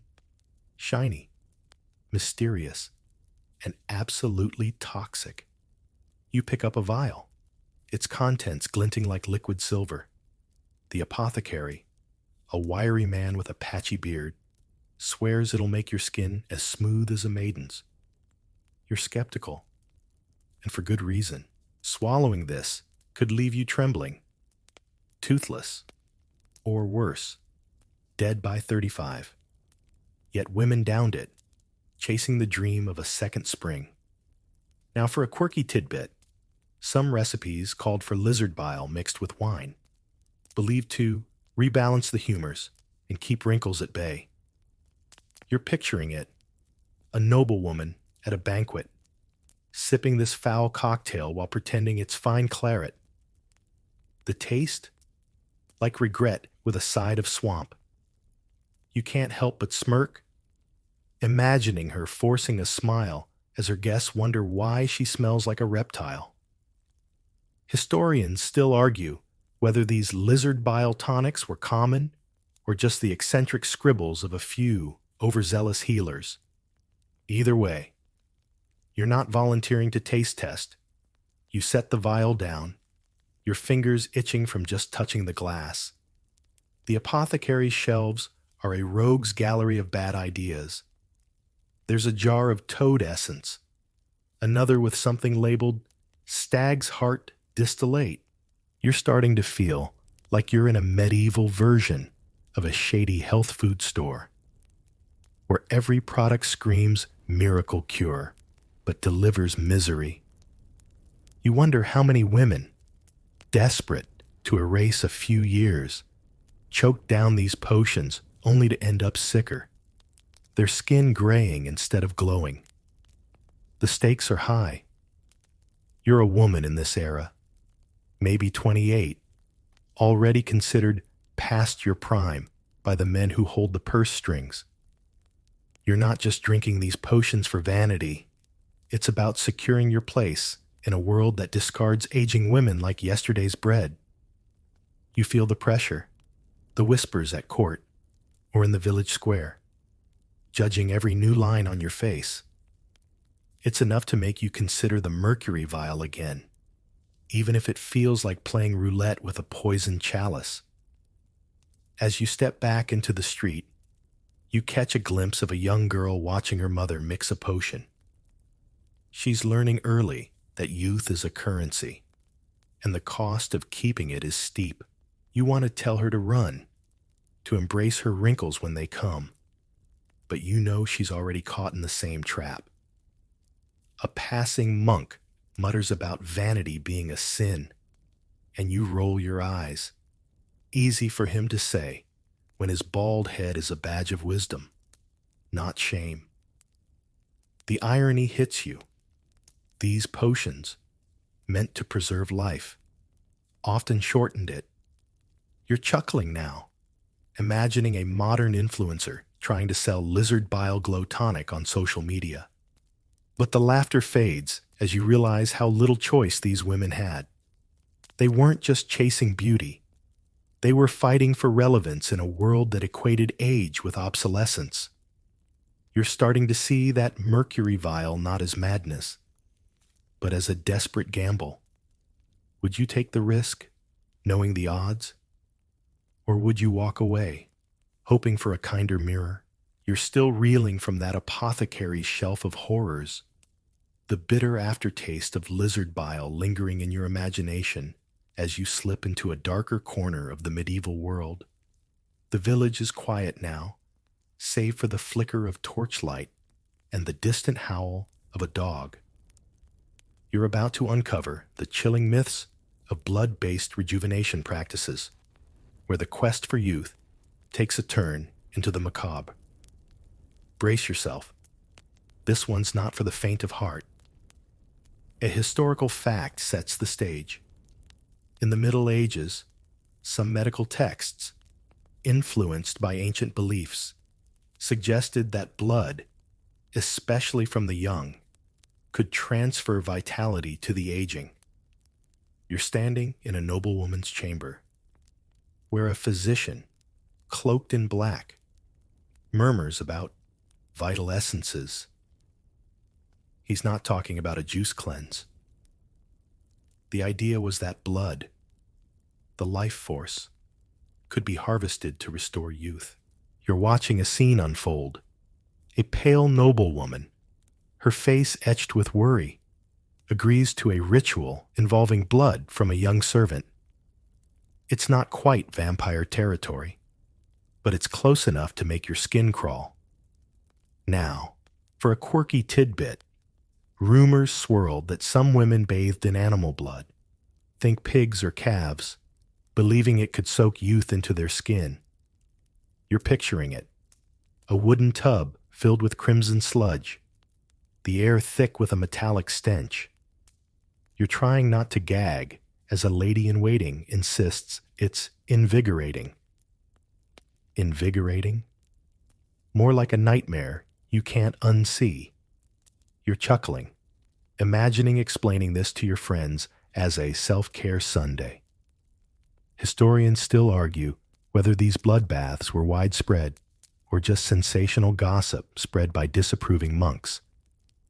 Either way, you're not signing up for this spa treatment. You step closer to the chamber, your boots sticking to the cold stone floor. The noblewoman's eyes are desperate, her hands trembling as she clutches a goblet that might, just might, contain something unspeakable. You're not sure if it's human or animal blood, and honestly, you don't want to know. The physician's tools glint in the candlelight, a small blade, a bowl, a cloth stained with rust-colored streaks. You're starting to feel like you've wandered into a medieval horror flick where the price of beauty is paid in crimson. The stakes are higher than ever. You're a woman in this world, maybe a countess or a merchant's wife, and you've heard the stories, whispers of youth restored, of skin glowing like a girl's after these rituals. But you also know the risks. Bloodletting was common medicine, but this feels like crossing a line. You're torn between curiosity and dread, wondering how far you'd go to erase a decade from your face. The servant, barely 16, looks terrified, and you want to pull her away. Tell her she's worth more than her veins. As you linger, you catch a glimpse of a tapestry on the wall, depicting a maiden with rosy cheeks, forever young. It's a cruel reminder of what's at stake.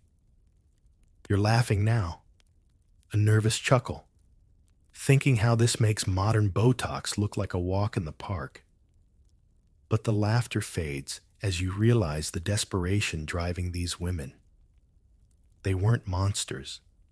They were trapped in a society that worshipped youth and punished age.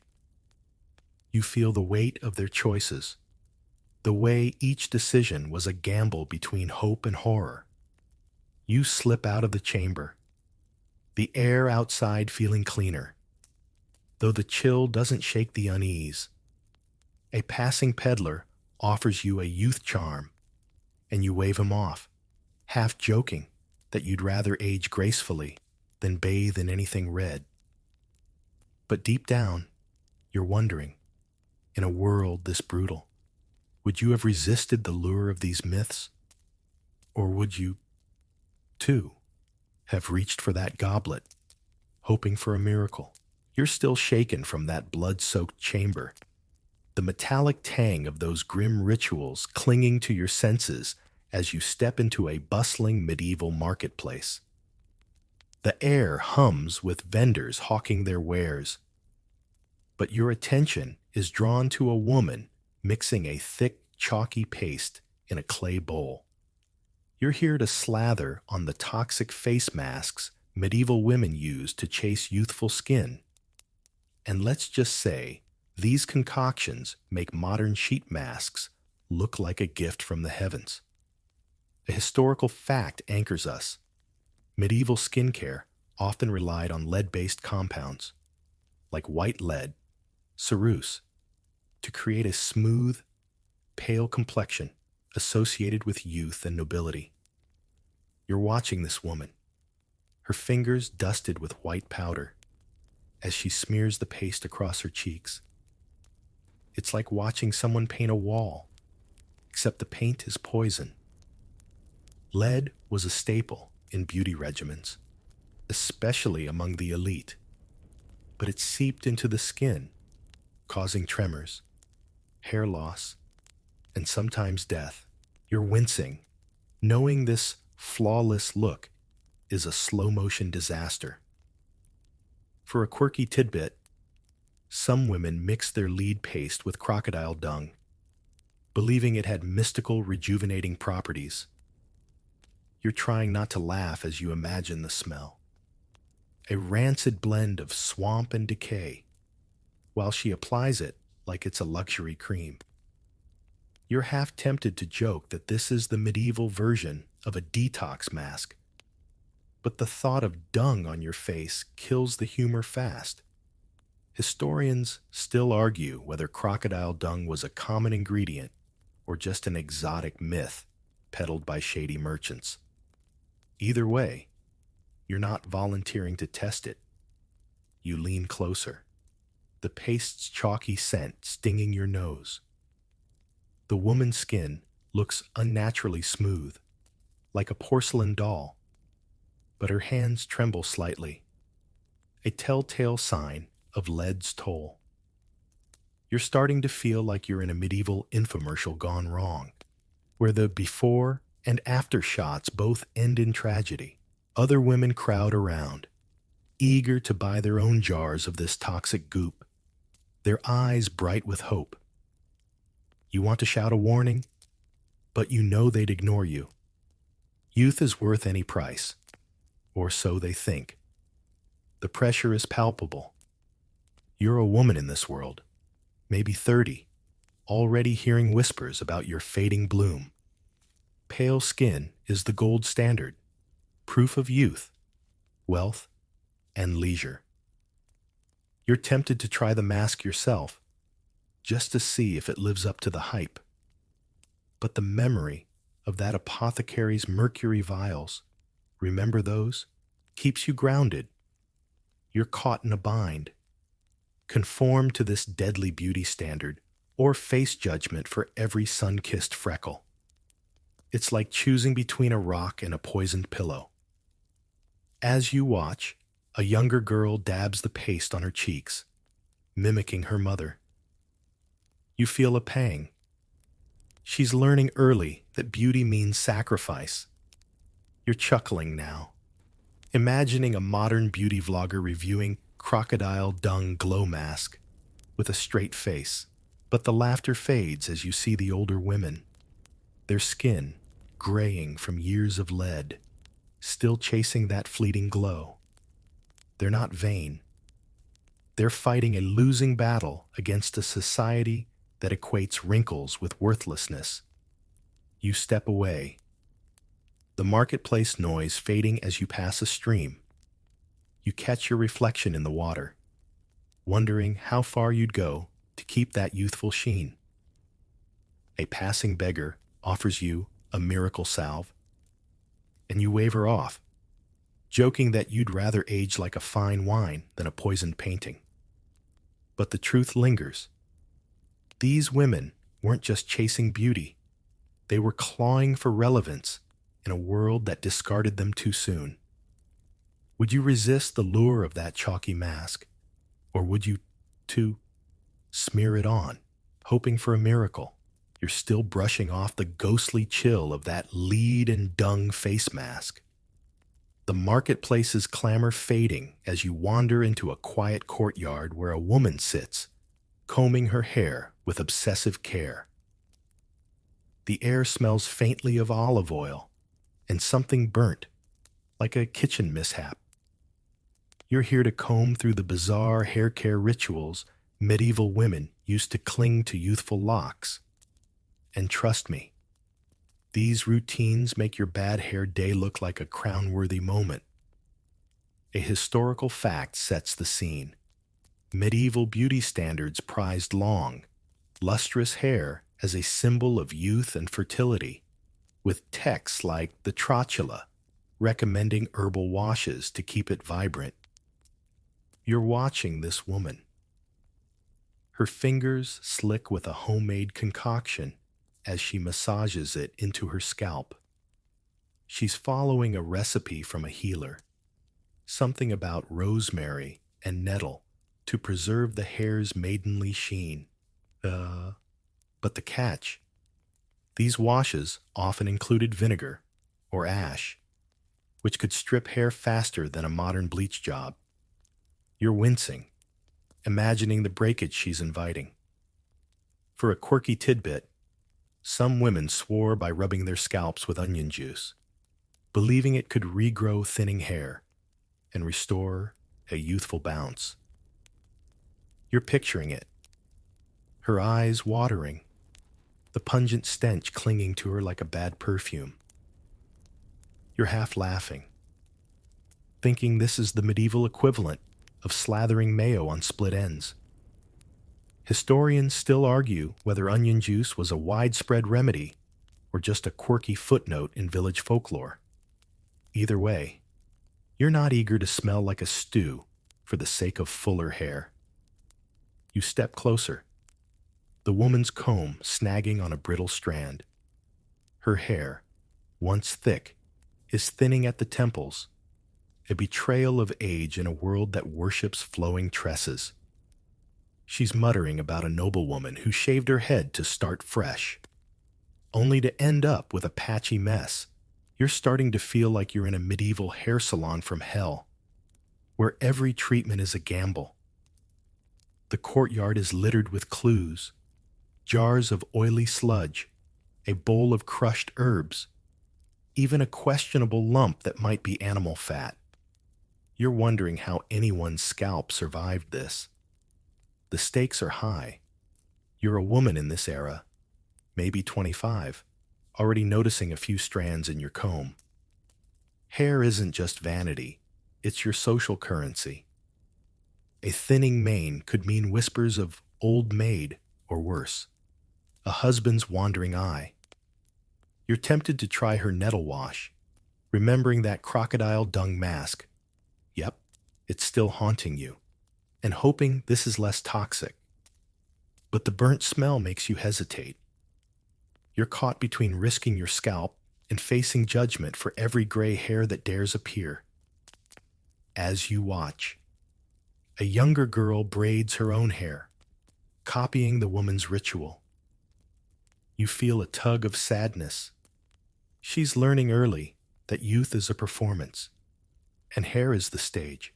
You're chuckling now, imagining a modern influencer pitching onion juice hair growth serum with a selfie. But the humor fades as you see the woman's face, etched with worry as she counts each fallen strand. She's not frivolous. She's fighting a society that ties her worth to her locks. You slip away. The courtyard's quiet, broken by a rooster's crow. You catch a glimpse of your reflection in a puddle, running a hand through your own hair, wondering what you'd do to keep it thick and glossy. A passing vendor offers a hair tonic, and you wave him off, joking that you'd rather go bald than smell like a pickled onion. But deep down, you're pondering, in a world this harsh, would you have resisted these rituals? Or would you, too, have reached for the nettle wash, praying for a miracle? You're still untangling the memory of that onion juice hair remedy, the courtyard's herbal tang fading as you slip into a shadowy village hut. The air is stale, heavy with the scent of stale bread and wilted greens. A woman sits alone, her face gaunt, picking at a meager bowl of broth.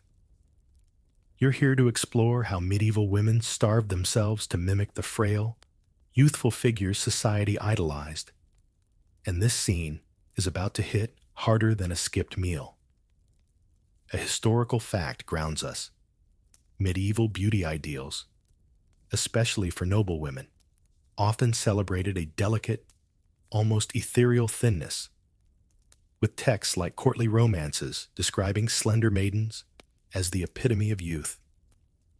You're watching this woman, her cheekbones sharp under flickering candlelight, as she pushes her bowl away. She's not eating, not because there's no food, but because a thinner frame might make her look younger, more marriageable. Fasting wasn't just spiritual, it was a beauty strategy. But the cost? Weakness, fainting spells, and sometimes permanent damage to her body. You're feeling the gnaw of hunger just watching her. For a quirky tidbit, some women chewed on parsley or fennel seeds to curb their appetite, believing it could keep their waists youthfully narrow. You're imagining it. Her breath smelling like a herb garden, her stomach rumbling as she pops another seed. You're chuckling, thinking this is like a medieval version of chewing gum to avoid snacks. Historians still argue whether these appetite-suppressing herbs were common or just a niche trick among the desperate. Either way, you're not swapping your dinner for a handful of fennel.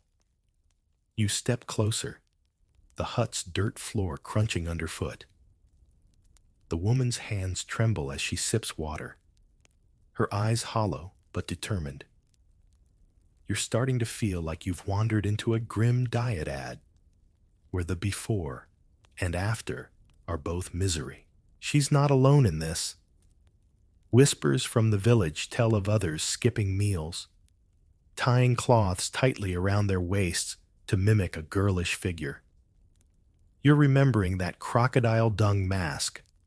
Still gross, right? And realizing starvation is just another brutal beauty hack. The stakes are crushing. You're a woman in this world, maybe 32, already hearing murmurs about your matronly shape. A youthful silhouette isn't just fashion, it's survival. A fuller figure might signal wealth, but it also screams past your prime. You're tempted to skip your own meal, feeling the pressure to fit into a society that equates thinness with value. But the woman's pallor stops you cold. Her skin's gray, her hair thinning, a walking warning of what starvation steals. As you linger, a younger girl peeks in, her own cheeks still round with youth. She watches the woman, learning that hunger is a woman's duty if she wants to stay desirable. You're laughing now. A bitter chuckle, imagining a modern influencer selling parsley seed diet pills with a filtered selfie.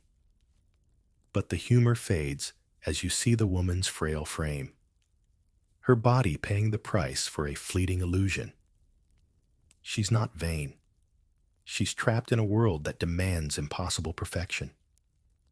You slip out of the hut, the night air sharp against your skin. You catch your reflection in a nearby stream, your own face looking back, and wonder how far you'd go to chase that fragile ideal. A passing peddler offers a slimming tonic, and you wave him off, joking that you'd rather eat a proper meal than shrink into a ghost. But the truth lingers. These women weren't just starving for beauty. They were starving for a chance to matter in a world that discarded them too soon. Would you resist the lure of that empty bowl? Or would you too push it away, hoping for a miracle? You're still haunted by that gaunt woman's empty bowl, the sting of hunger lingering as you wander into a muddy barnyard where a healer is grinding something slimy in a mortar. The air reeks of damp fur and something rancid, like a forgotten stew. You're here to dive into the critter-based remedies medieval women applied to cheat time. And these animal-derived cures make that onion juice hair tonic, remember that stench, seem almost tame. A historical fact sets the scene. Medieval medicine, rooted in humoral theory, often used animal parts, fat, bile, or even excrement, to restore a youthful balance to the body. You're watching this healer, her hands slick with goose grease, as she mixes it with crushed snails to make a youth salve. She swears it'll smooth wrinkles and bring back a girlish glow. But the reality? This goop could clog pores, cause infections, or just leave you smelling like a barn. You're grimacing, imagining slathering this on your face while trying not to retch. For a quirky tidbit, some women rub deer antler powder on their skin, believing it carried the stag's vitality to rejuvenate aging flesh. You're picturing it, sprinkling this gritty dust like a medieval makeup primer, hoping it'll erase a crow's foot or two. You're chuckling, thinking this is like blending a protein shake with roadkill vibes. Historians still argue whether antler powder was a common beauty trick or just a fad among eccentric nobles. Either way, you're not dusting your cheeks with deer scraps anytime soon. You step closer, the barnyard's muck sucking at your boots. The healer's pestle grinds rhythmically, turning snails into a glistening paste.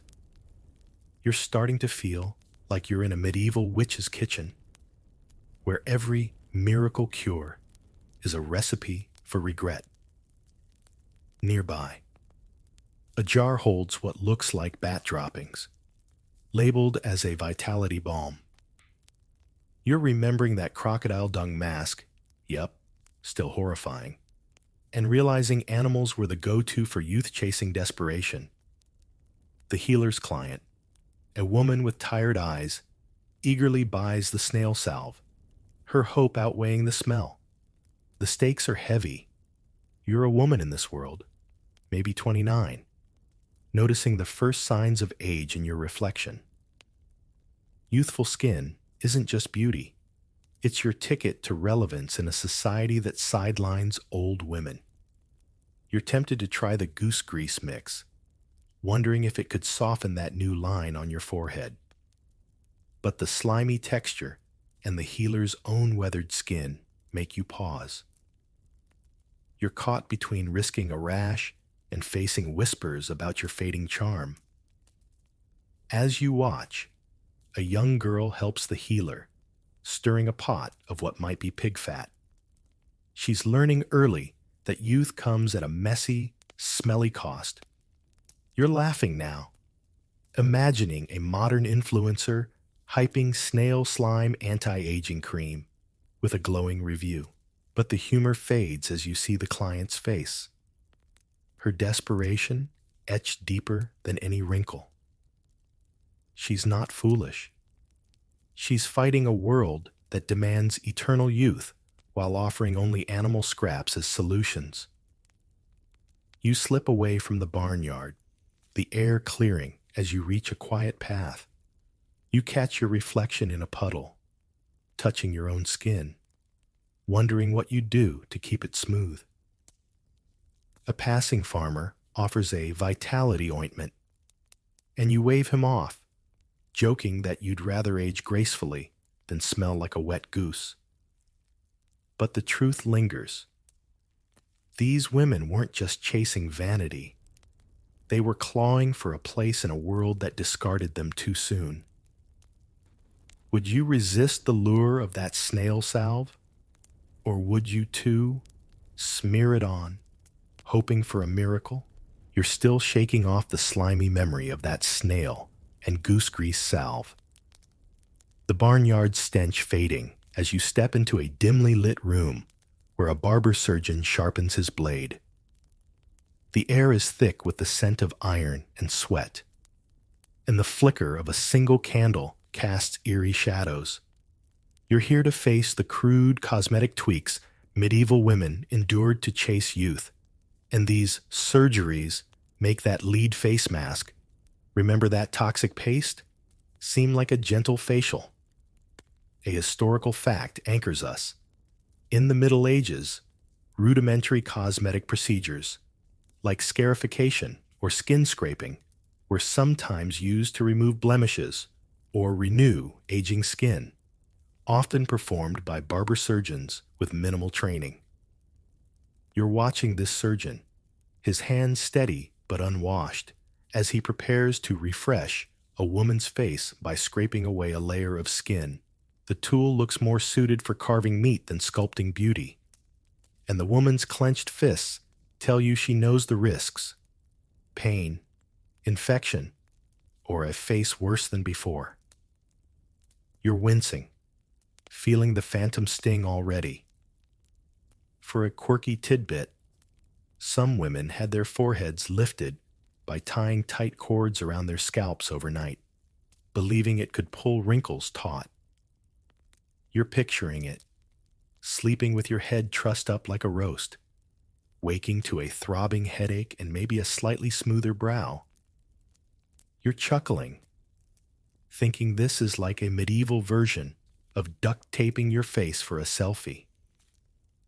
Historians still argue whether these cord-lifting tricks were common or just desperate experiments by a few.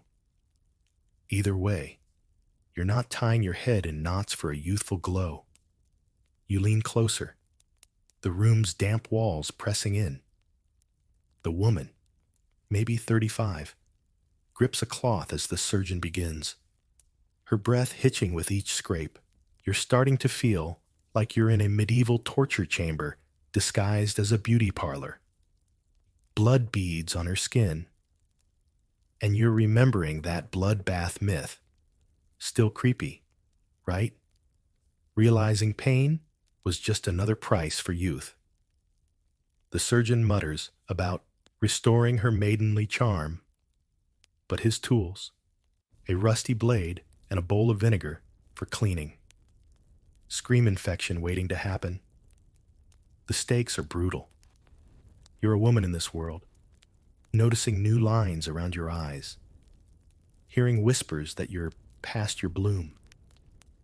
A youthful face isn't just vanity. It's your shield against a society that values women for their looks. You're tempted to let the surgeon scrape your own skin, hoping it might erase a decade. But the woman's stifled cry and the red streaks on her face make you recoil. You're caught between risking disfigurement and facing judgment for every natural crease. As you watch, a younger woman waits her turn. Her eyes wide but resolute. She's learning early that beauty demands blood. Literally. You're laughing now, a nervous chuckle, imagining a modern vlogger reviewing DIY skin scraping with a cheery thumbs up. But the humor fades as you see the patient's face, now bandaged, her hope mingling with pain. She's not reckless. She's fighting a world that equates age with obsolescence. You slip out of the room, the cool night air, a relief against your flushed skin. You catch your reflection in a nearby window, touching your own face, wondering how far you'd go to keep it unlined. A passing healer offers a smoothing tonic, and you wave her off, joking that you'd rather age like a weathered oak than risk a rusty blade. But the truth lingers. These women weren't just chasing beauty. They were battling for relevance in a world that discarded them too soon. Would you resist the lure of that surgeon's knife? Or would you, too, lie down, hoping for a miracle? You're still reeling from the sting of that barber surgeon's blade. The memory of blood and rust fading as you step into a candlelit chapel where a woman kneels, muttering fervent prayers. The air is heavy with incense, the faint hum of a distant chant wrapping around you like a lullaby. You're here to uncover the charms and superstitions medieval women used to ward off wrinkles. And these rituals make that deer antler powder, remember that gritty dust, seem almost scientific. A historical fact grounds us. Medieval Europe was steeped in Christian mysticism, and many women turned to amulets and prayers, believing divine or supernatural forces could preserve their youthful appearance.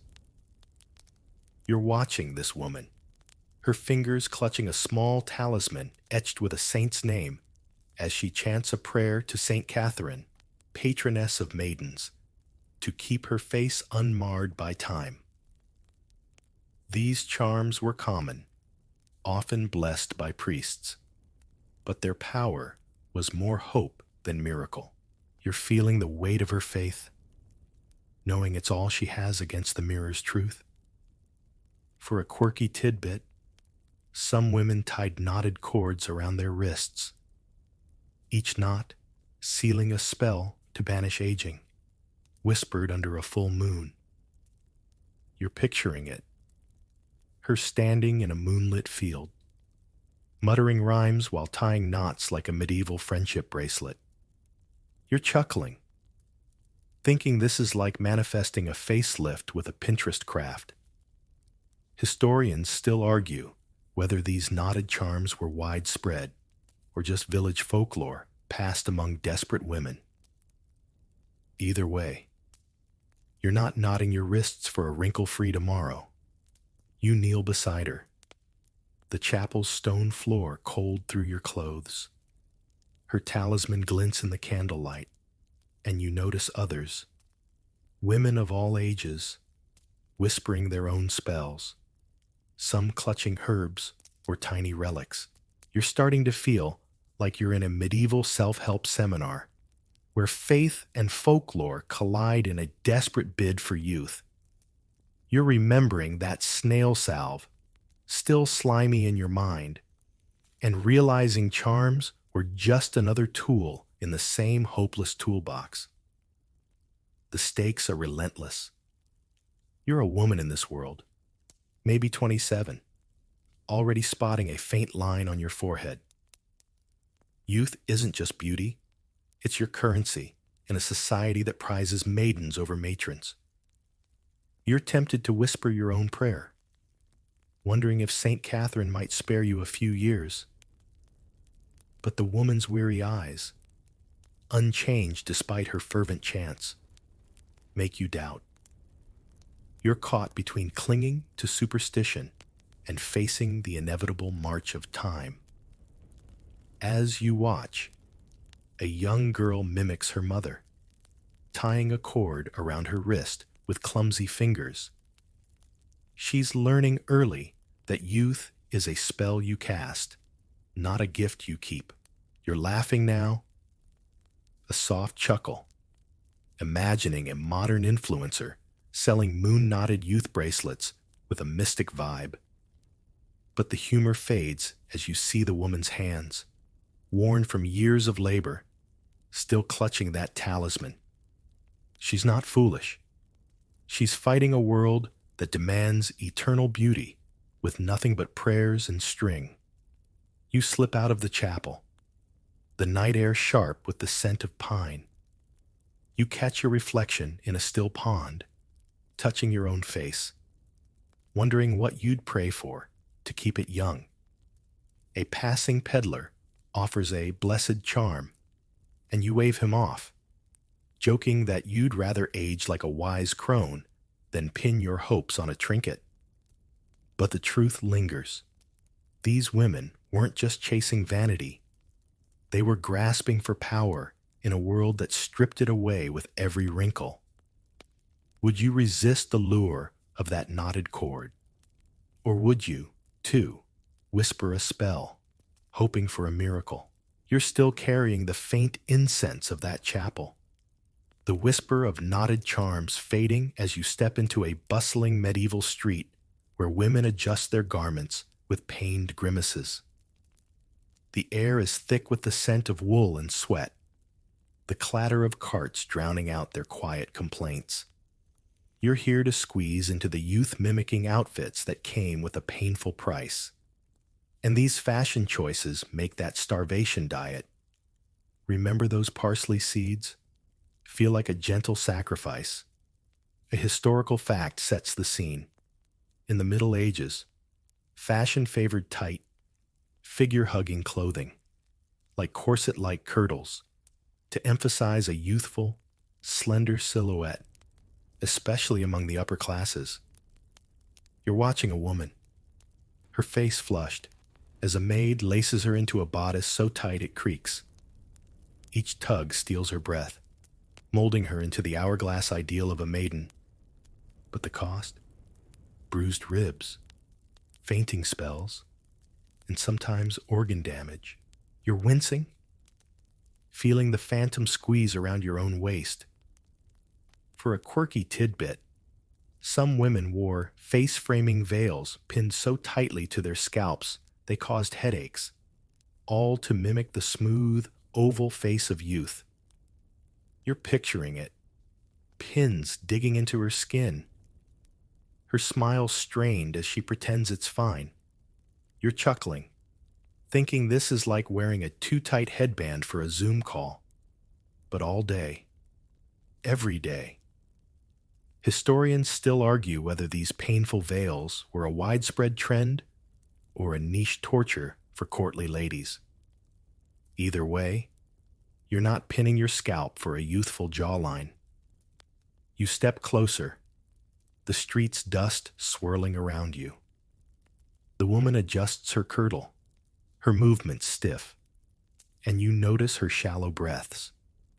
You're starting to feel like you're in a medieval runway show, where the dress code is suffering. Other women nearby struggle with their own outfits, gowns laced to the point of dizziness, headdresses heavy enough to strain necks. You're remembering that cord-lifting forehead trick, still absurd, right? And realizing fashion was just another battlefield in the war against age. The stakes are suffocating. You're a woman in this world, maybe 30, already hearing whispers that your figure lacks the maiden's grace. A youthful shape isn't just style, it's your ticket to desirability in a society that discards matronly women. You're tempted to try the kirtle, hoping it might shave a few years off your silhouette. But the woman's pale face and the faint bruise under her sleeve make you hesitate.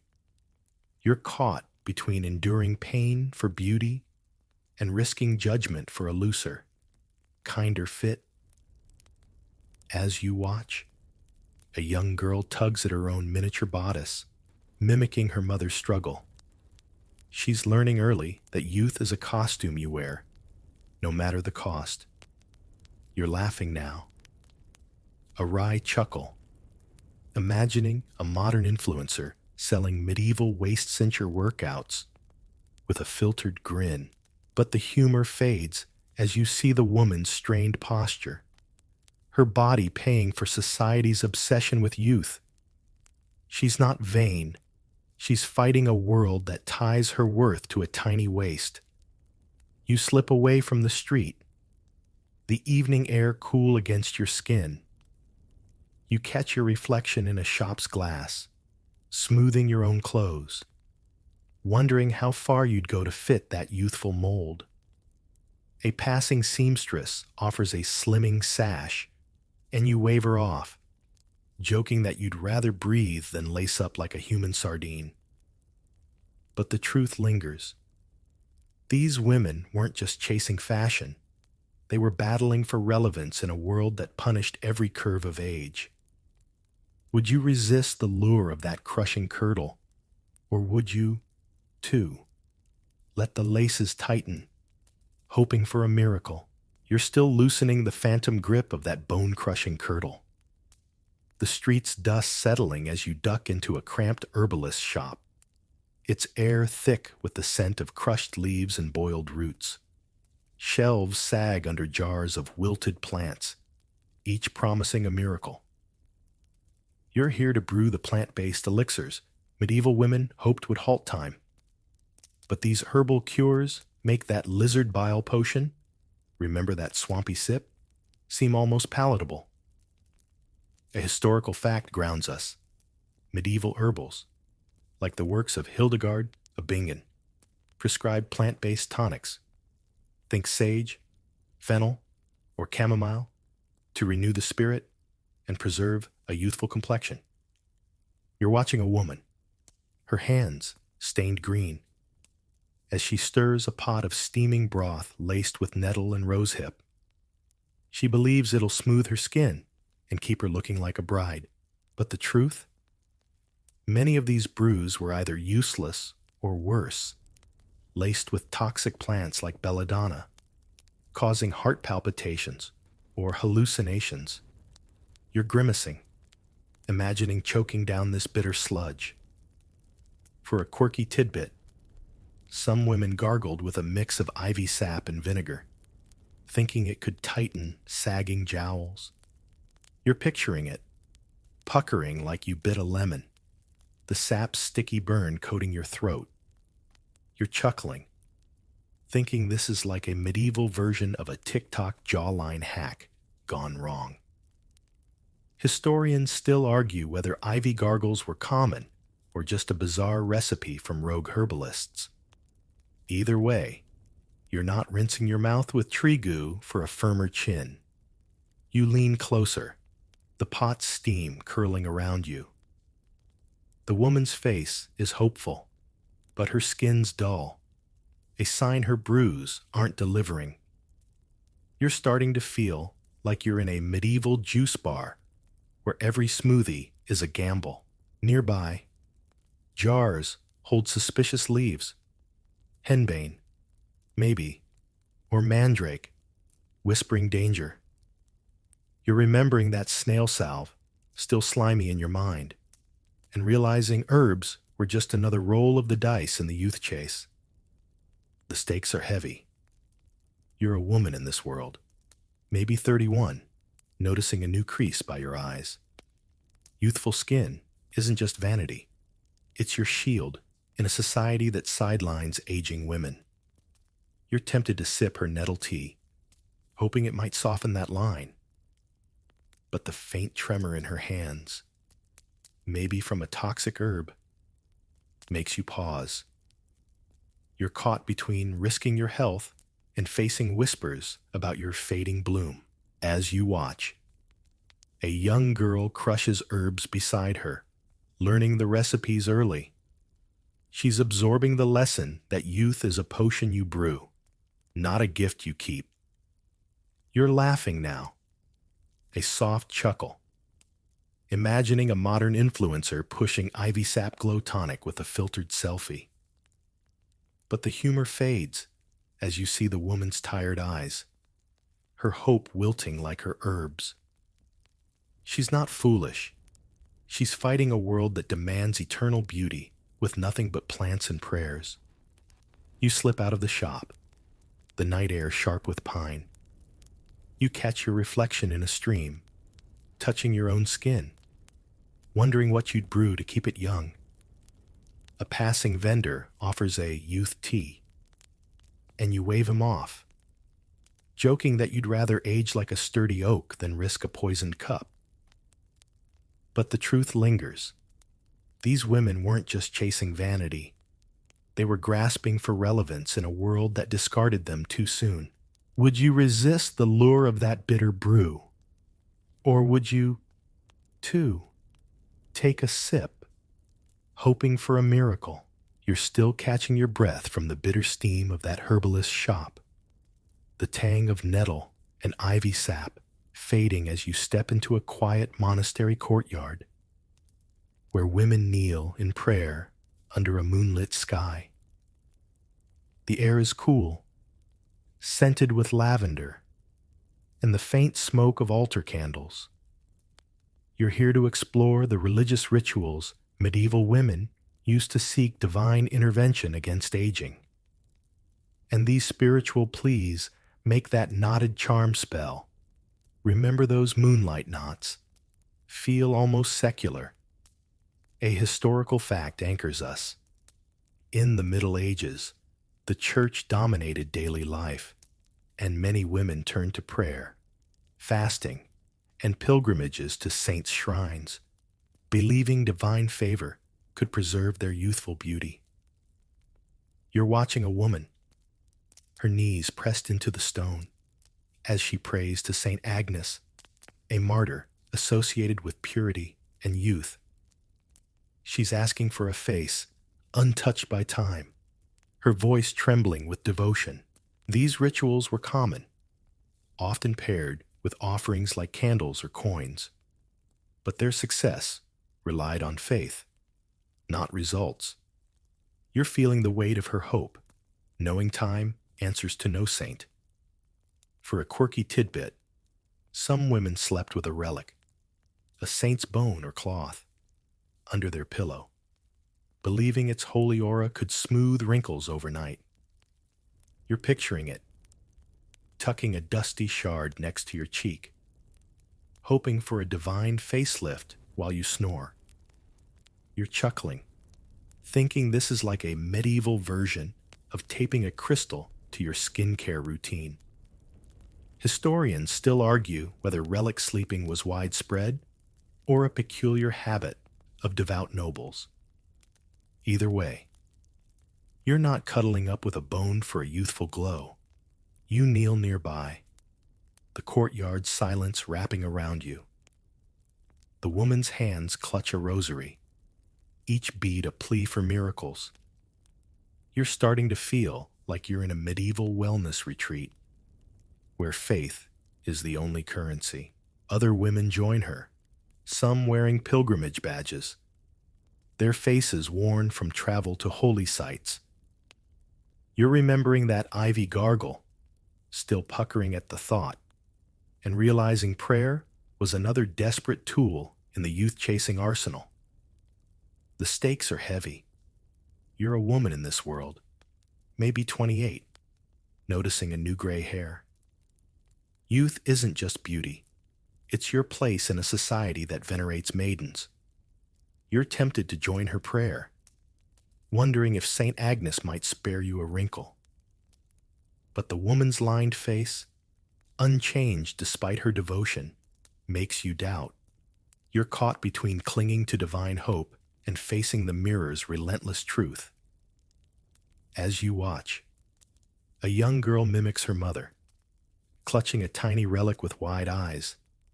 She's learning early that youth is a gift you beg for, not one you keep. You're laughing now, a gentle chuckle, imagining a modern influencer selling saints' relic sleep masks with a serene vlog. But the humor fades as you see the woman's weary posture, her faith battling time's inevitable march. She's not naive. She's fighting a world that demands eternal beauty with only prayers and relics. You slip out of the courtyard, the night air sharp against your skin. You catch your reflection in a fountain, touching your own face, wondering what you'd pray for to stay young.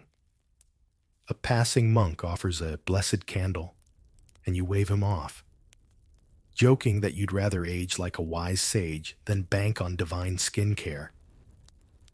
But the truth lingers.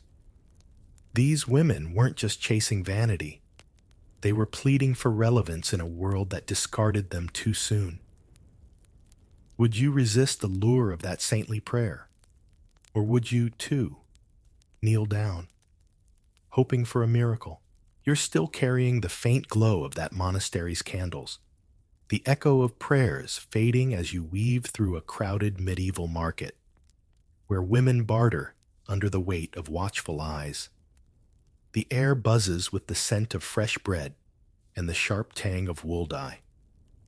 You're here to navigate the crushing social pressure that demanded youthful brides. And this expectation makes those relic sleeping rituals, remember that saint's bone pillow, seem like a private rebellion against a public obsession.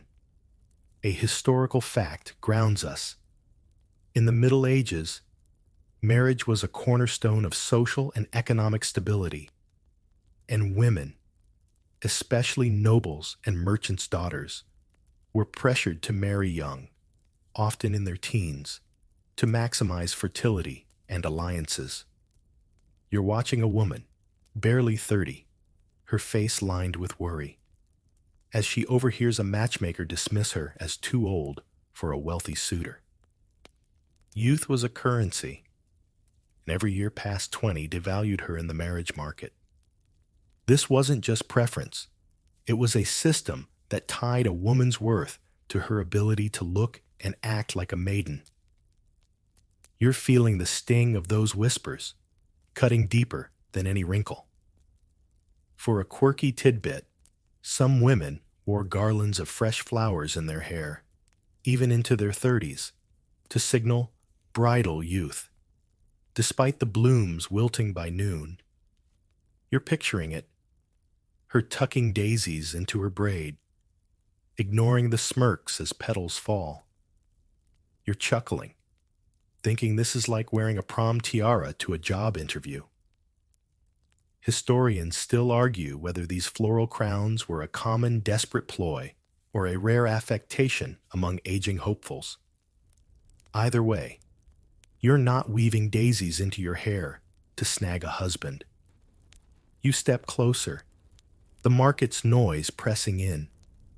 The woman adjusts her veil, trying to hide a gray streak, but the matchmaker's cold gaze misses nothing. You're starting to feel like you're in a medieval dating show where the prize is survival, and age is the eliminator. Other women nearby fidget, some pinching their cheeks for a youthful flush, others avoiding mirrors altogether. You're remembering that tight kirtle, still wincing at the laces, and realizing society's gaze was the real corset, squeezing women into impossible molds. The stakes are brutal. You're a woman in this world, maybe 29, single, and hearing the clock tick louder than a cathedral bell. A youthful appearance isn't just vanity. It's your ticket to security in a society that sees unmarried women as burdens. You're tempted to try the flower garland, hoping it might catch a suitor's eye. But the woman's forced smile, as she's passed over for a 16-year-old, makes you falter. You're caught between playing the game and rejecting a system that measures your worth by your face. As you watch, a young girl, barely 14, is paraded before a suitor, her youth a bargaining chip. She's learning early that beauty is a deadline you can't outrun. You're laughing now, a bitter chuckle, imagining a modern influencer selling bridal bloom bouquets for eternal eligibility. But the humor fades as you see the older woman's eyes, her hope dimming with every rejection. She's not shallow. She's fighting a world that demands youth while offering no mercy for age.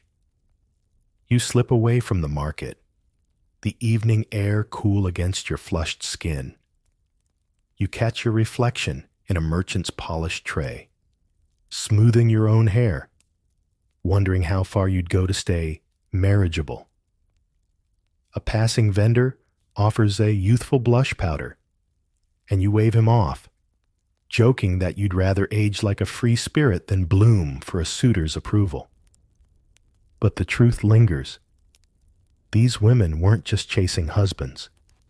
They were battling for a place in a world that discarded them too soon. Would you resist the lure of that floral crown, or would you too tuck in a daisy, hoping for a miracle? You're still brushing off the market's sting, the weight of those matchmakers' words lingering as you slip into a shadowy alchemist's workshop, where the air crackles with the scent of sulfur and molten metal. Flickering lamps cast eerie glows on bubbling flasks and cryptic scrolls. You're here to chase the alchemical secrets medieval women sought for eternal life. And these mystical brews make that nettle tea, remember that bitter sludge, seem like a quaint herbal tea party. A historical fact anchors us. In the Middle Ages, alchemy, blending science and mysticism, promised elixirs of immortality, with figures like Roger Bacon touting recipes to prolong youth.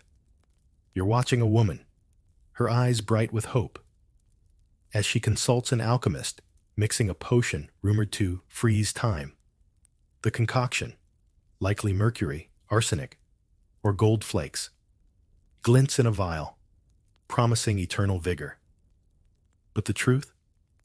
These elixirs were often deadly, causing madness or organ failure. You're wincing, imagining her swallowing this liquid fire, chasing a dream that burns from within. For a quirky tidbit, some women wore amulets filled with alchemical dew, a distilled essence thought to absorb youthful energy from the stars. You're picturing it, her clutching a tiny vial of murky liquid, believing it's bottled moonlight. You're chuckling, thinking this is like a medieval version of slapping a galaxy filter on your skincare routine. Historians still argue whether these dew amulets were common or just a niche obsession among alchemy-obsessed nobles. Either way, you're not pinning your hopes on starry droplets. You step closer, the workshop's heat prickling your skin, the alchemist's tools, crucibles, bellows, a jar of something suspiciously red. Scream danger. You're starting to feel like you're in a medieval lab gone rogue, where every experiment is a roll of the dice. The woman's hands tremble as she pays a steep price for the vial, her savings traded for a sip of poison. You're remembering that snail salve, still slimy, right? And realizing alchemy was just another desperate leap in the youth chase. The stakes are dizzying. You're a woman in this world, maybe 33, feeling time's shadow creep closer. Eternal youth isn't just a fantasy. It's your armor in a society that discards aging women. You're tempted to try the alchemist's brew, wondering if it could truly stop the clock. But the woman's feverish gaze and the alchemist's own sallow skin make you hesitate. You're caught between risking death for a miracle and accepting the wrinkles that mark your story. As you watch, a young apprentice stirs a pot, her face lit with awe, learning the art of chasing immortality. She's absorbing the lesson that youth is a formula you distill, not a gift you keep. You're laughing now, a wry chuckle, imagining a modern influencer peddling Stardew elixirs with a cosmic vlog. But the humor fades as you see the woman's desperate grip on the vial, her hope outweighing the poison. She's not delusional. She's fighting a world that demands eternity with only fumes and lies. You slip out of the workshop, the cool night air a balm against your flushed cheeks. You catch your reflection in a polished shield, touching your own face, wondering what you'd trade for a timeless glow. A passing peddler offers a life-extending tonic, and you wave him off, joking that you'd rather age like a weathered tome than bet on bottled stars. But the truth lingers. These women weren't just chasing immortality. They were grasping for relevance in a world that discarded them too soon. Would you resist the lure of that glinting vial?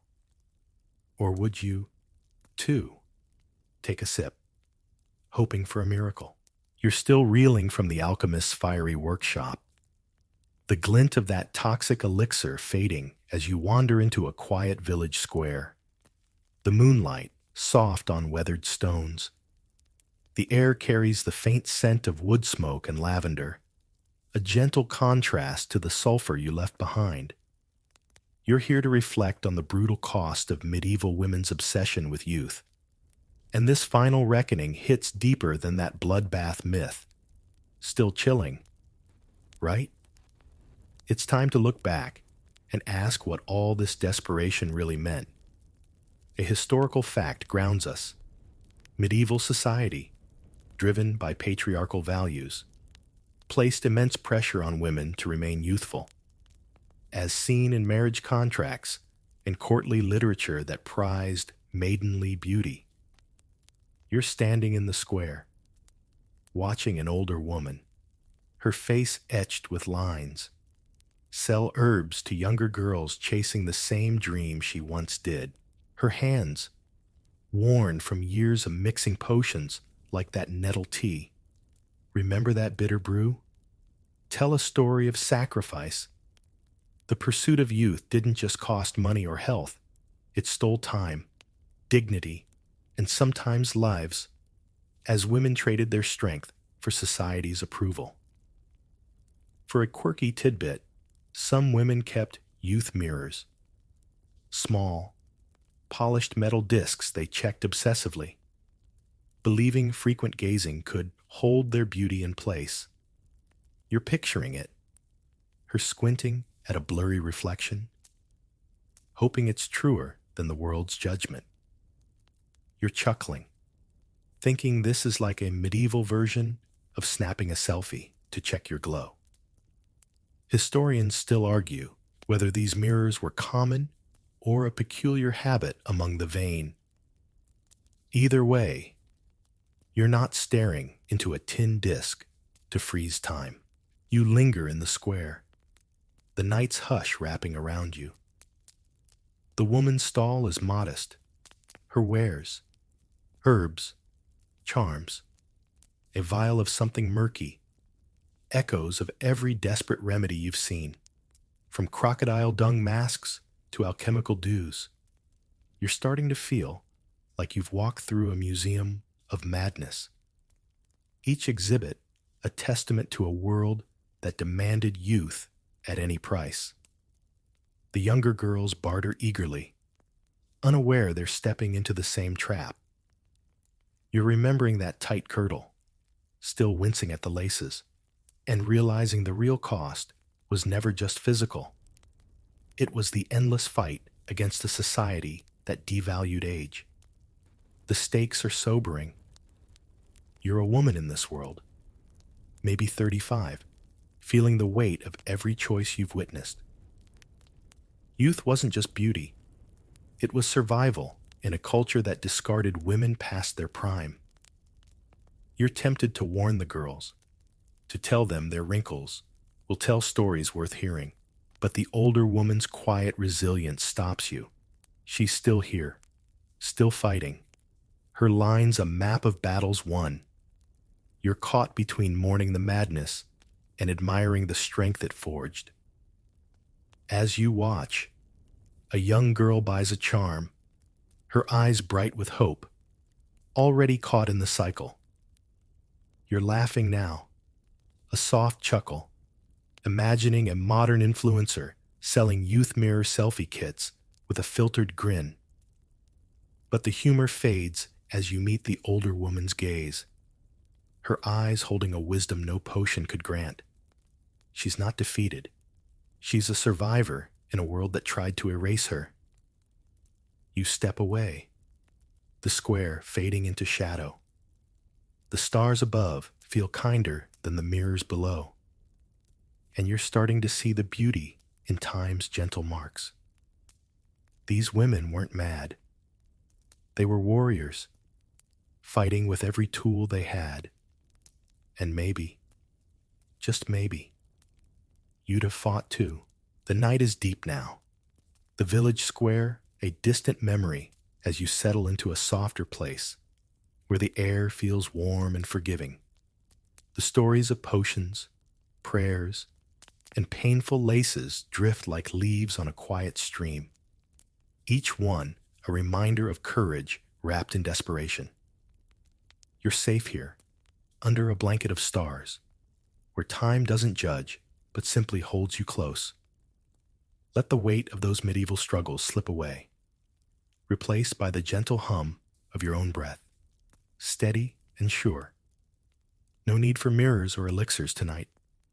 Just the calm certainty that your story, with every line and laugh, is enough. Close your eyes. Let the world soften, and drift into a dream where beauty is the life you live, not the face you chase. Sleep well, sweet listener, and let tomorrow's light find you whole. The cruelest, medieval beauty. Expectations for noblewomen. We slip into the candlelit halls of a medieval castle, where the air smells of damp stone and rosewater, and every noblewoman's mirror reflects a battle against impossible beauty standards. You're standing in a drafty chamber, a velvet gown heavy on your shoulders, while a maid tugs at your hair with a bone comb. The pressure to look perfect isn't just vanity. It's survival in a world where your face could secure alliances or spark wars. Spoiler alert, you probably won't survive this unscathed, because perfection here comes with a side of arsenic and elbow grease. You're a noblewoman in, say, 14th century England, and beauty isn't a choice. It's a job. Your appearance signals wealth, virtue, and your family's power. A single blemish could tank your marriage prospects. And trust me, the bar is sky high, the mainstream historical fact. Chronicles like those of Froissart describe noblewomen judged harshly on looks, with kings and dukes picking brides based on portraits or courtly pageants. One wrong feature, and you're out. But here's the quirky tidbit. Some noblewomen chewed on fennel seeds, believing it made their eyes sparkle. Science be damned. Historians still argue whether this was pure superstition or if it actually worked by boosting confidence. Either way, you're popping fennel like it's medieval candy. The expectations start with your face, but it's not just about looking pretty. Your skin must glow like moonlight. Your hair must cascade like a troubadour's ballad. And your body? Well, it better scream fertile yet delicate without saying it. You're caught in a web of rules, each one tighter than the last. A noblewoman's day revolves around maintaining this facade, and it's exhausting. You wake at dawn, not to sip coffee, but to scrub your face with barley water or, if you're fancy, imported wine. Why? Because clear skin equals moral purity. Yep, they believe that. One pimple, and the court whispers you're cursed or, worse, unchaste. You can't roll your eyes at this. The stakes are too high.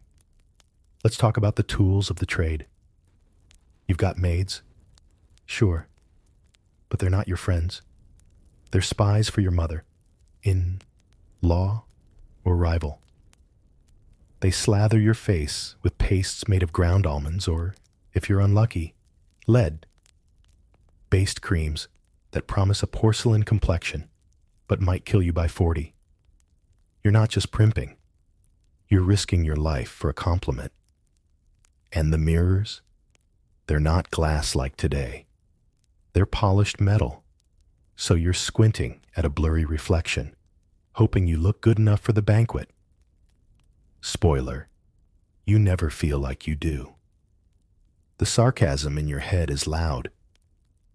Great, you mutter. Another day of painting my face like a cathedral fresco. But you do it because beauty is currency. A well-placed smile could charm a lord into funding your brother's war or secure your daughter's betrothal. You're not just a person. You're a walking billboard for your family's prestige. And the pressure doesn't stop at your face. It's your whole body, your posture, even the way you laugh. Too loud, and you're vulgar. Too soft, and you're weak. It's a tightrope, and you're wobbling. Here's a light joke to keep you cozy.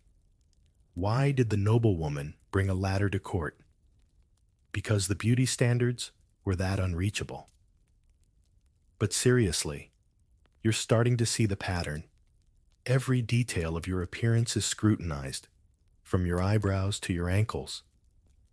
And the tools you use?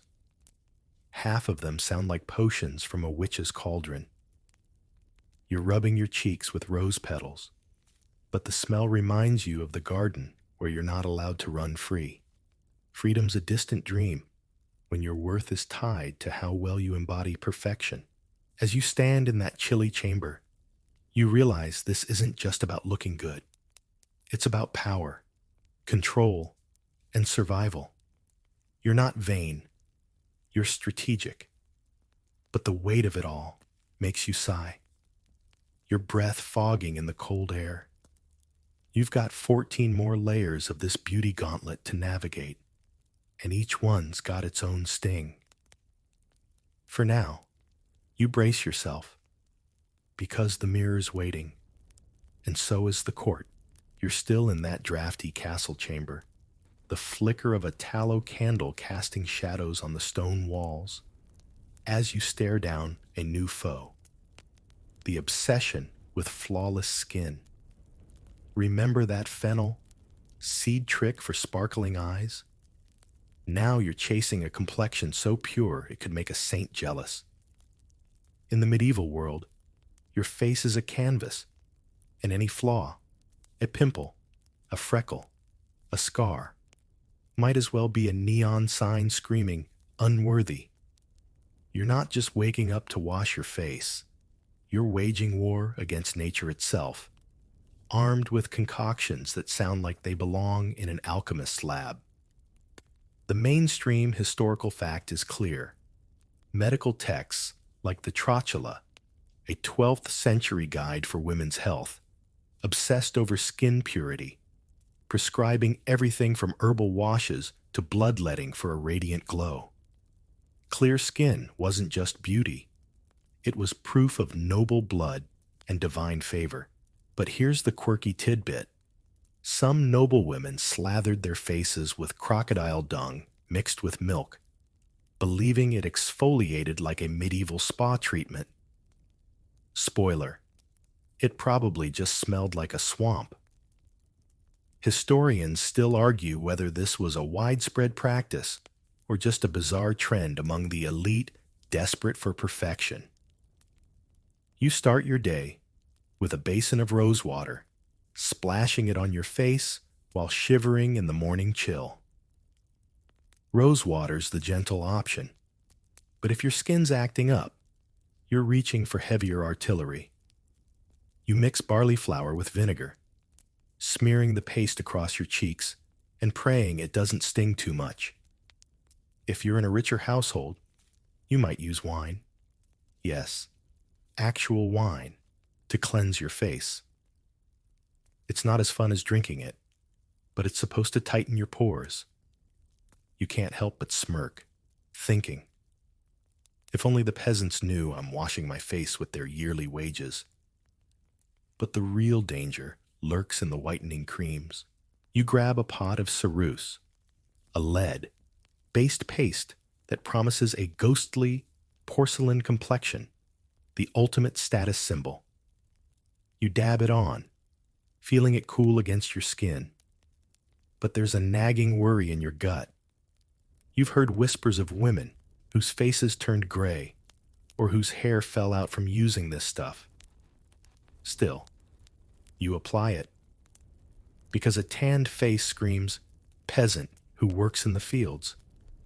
You're not about that life, even if the price is poisoning yourself. It's a grim joke you mutter under your breath. What's a little lead poisoning when you're glowing like the moon? The process doesn't end with creams. You're scrubbing with cloths rough enough to sand wood, trying to buff away any hint of redness. If you've got freckles, good luck. Those are the devil's mark to some priests. And you're dabbing them with lemon juice until your skin burns. Scars? You're caking on more ceruse, or praying they fade before the next feast. Every step feels like a gamble, and you're not sure if you're winning or just surviving. Then there's the diet angle. You're told to avoid spicy foods or anything hot because humoral theory, medieval medicine's big idea, says it'll inflame your skin. So, you're nibbling on bland porridge while dreaming of roasted pheasant. The maids watch you like hawks, reporting back to your mother or husband if you sneak a bite of garlic. You roll your eyes, thinking, if clear skin means eating like a monk, I'd rather have a pimple. But you don't have a choice. The court's eyes are always on you. The sensory overload is real. The vinegar paste stings your nose. The lead cream leaves a metallic taste on your lips. And your skin feels tight, like it's been stretched over a drum. You glance at that blurry metal mirror, hoping the effort pays off. But doubt creeps in. Will the Duke notice that tiny red spot on your chin? Will the other ladies smirk behind their fans? You push the thought away, because dwelling on it won't help. Here's another light joke to keep you drifting. Why did the noblewoman's skin glow so bright? Because she was basically a walking chemistry experiment. But in truth, you're exhausted. The quest for flawless skin isn't just about beauty. It's about proving you belong in this gilded cage. You're not vain. You're trapped in a system where a single blemish could cost you everything. As you rinse off the latest potion, you brace for the next battle, because this beauty gauntlet is far from over. You're still shivering in that dim castle chamber, the sting of vinegar paste lingering on your cheeks. But now your attention shifts to a new obsession. Your hair. It's not just a feature. It's a crown you can't take off, a symbol of your status as a noblewoman. In the medieval world, your locks are either your glory or your shame, and there's no middle ground. You're sitting on a wooden stool, wincing as a maid drags a bone comb through your tangles. Each tug, a reminder that beauty comes with pain. Your hair must be long, lustrous, and perfectly styled, or you risk the court's whispers branding you as sloppy or, worse, unmarriageable. The mainstream historical fact is undeniable. Medieval art and literature, like Chaucer's descriptions in the Canterbury Tales, praise noblewomen with flowing, golden hair as the ideal of femininity. Blonde was the gold standard, pun intended, because it signaled purity and wealth. But here's the quirky tidbit. Some women used horse urine as a hair rinse, believing it added shine and lightened dark strands. Gross? Absolutely. Effective? Probably not. Historians still argue whether this was a common practice or just a desperate fad among the nobility chasing that angelic glow. You start the morning with a ritual that feels like a part-time job. Your maid pours warm water mixed with herbs, maybe chamomile or sage, over your scalp. The scent earthy, but not exactly spa-like. You grit your teeth as she combs out knots, each snag pulling at your patience. If your hair's not naturally blonde, you're in for extra work. You might sit in the sun for hours, a cloth hat with the crown cut out, letting the rays bleach your strands. It's tedious, and you mutter, "If only I could just wear a wig and call it a day." But wigs are for old ladies, or nuns, not young noblewomen like you. Then come the dyes. You're slathering on pastes made from saffron or walnut shells, hoping for that golden hue the troubadours sing about. The catch? These concoctions smell like a stable and sometimes turn your scalp red. You've heard rumors of women losing hair from bad dyes, and you wince at the thought. Still, you let the maid apply it, because a mousy brown mane won't cut it at the next banquet. You're aiming for hair that cascades like a waterfall, catching candlelight and drawing gasps. Anything less, and you're just another face in the crowd.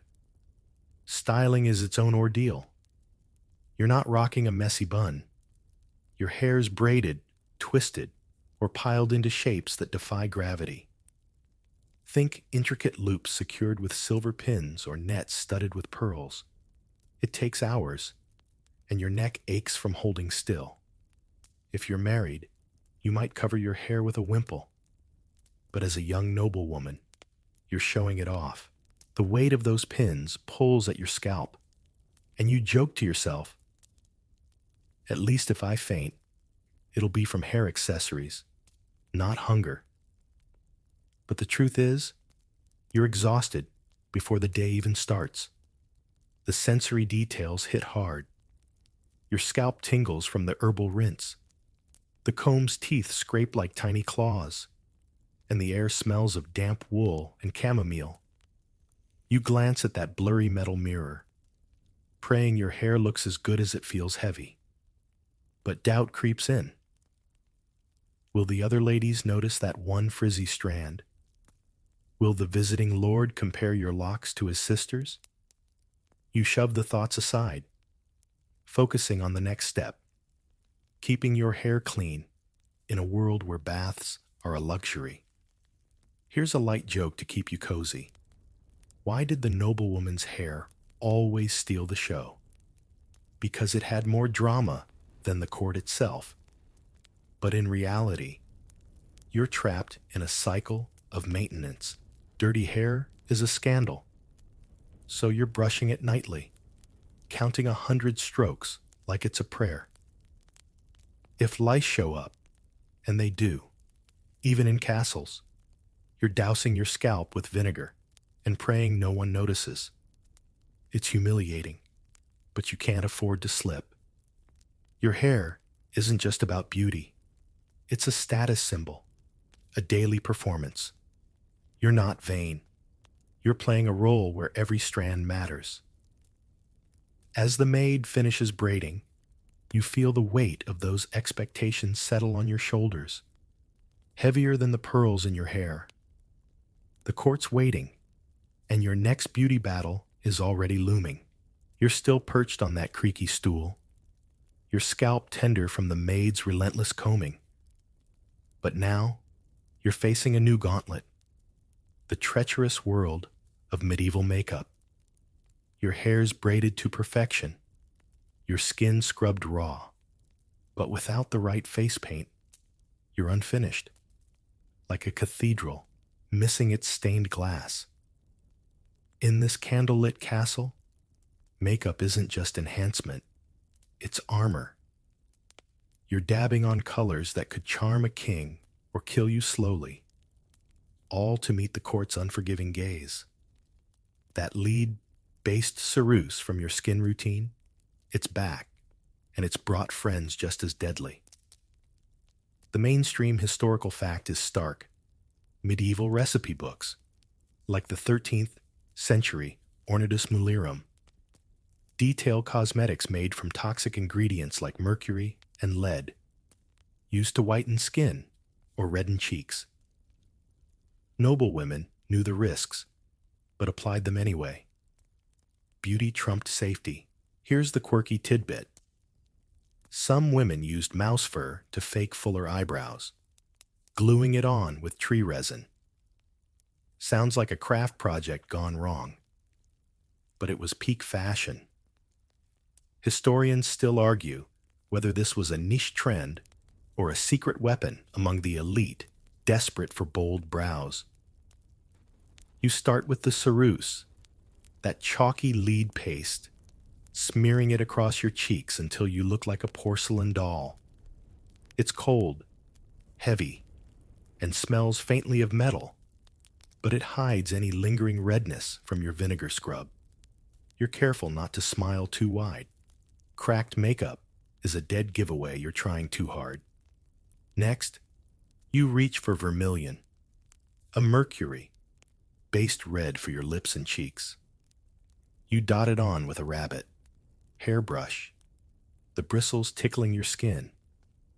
It's vibrant, but you know mercury's no joke. Your hands tremble slightly as you apply it, wondering if that headache last week was a coincidence. Your eyes are the next battlefield. You dip a twig into coal, made from soot or antimony, and trace your lids, aiming for a sultry stare that says, virtuous yet alluring. The coal stings if it gets in your eyes, and you blink back tears, muttering, if I go blind for beauty, at least I'll look pious doing it. You're not wrong. Smeared makeup could ruin your reputation faster than a bad betrothal. And those mouse fur brows? You're tempted, but you stick to plucking strays with tweezers that feel like they were forged for torture. The sensory overload is intense. The ceruse dries tight, like a mask, while the vermilion's faint chemical whiff mixes with the smoky air. Your lips taste bitter from the pigment, and your fingers are stained red, like you've been picking berries in a forbidden forest. You glance at that blurry metal mirror, hoping the effect is worth it, but doubt gnaws at you. Will the other ladies whisper that your cheeks are too bright? Will the bishop call your painted face sinful? You push the fear down, because there's no time for second guessing. Then there's the application process. You're not doing this alone. Your maid's hovering, her breath warm on your neck as she blends the vermilion. She's not gentle, and you suspect she's judging you. Less red, you snap, but she just nods, probably gossiping later about your vanity. You're not vain, though. You're surviving a game where every detail is a weapon. A well-painted face could secure a duke's favor or silence a rival's smirk. You're playing chess with pigments, and losing isn't an option. Here's a light joke to keep you drifting. Why did the noblewoman's makeup always look flawless? Because she had a PhD in poison application. But in truth, you're exhausted. The weight of these toxic pastes isn't just physical, it's mental. You're risking your health for a fleeting compliment, knowing the damage might show up years later. Some women's faces scarred from mercury. Others lost teeth from lead. You've seen older noblewomen, their skin gray and pitted, and you wonder if that's your future. Still, you paint on, because the court doesn't care about your fears.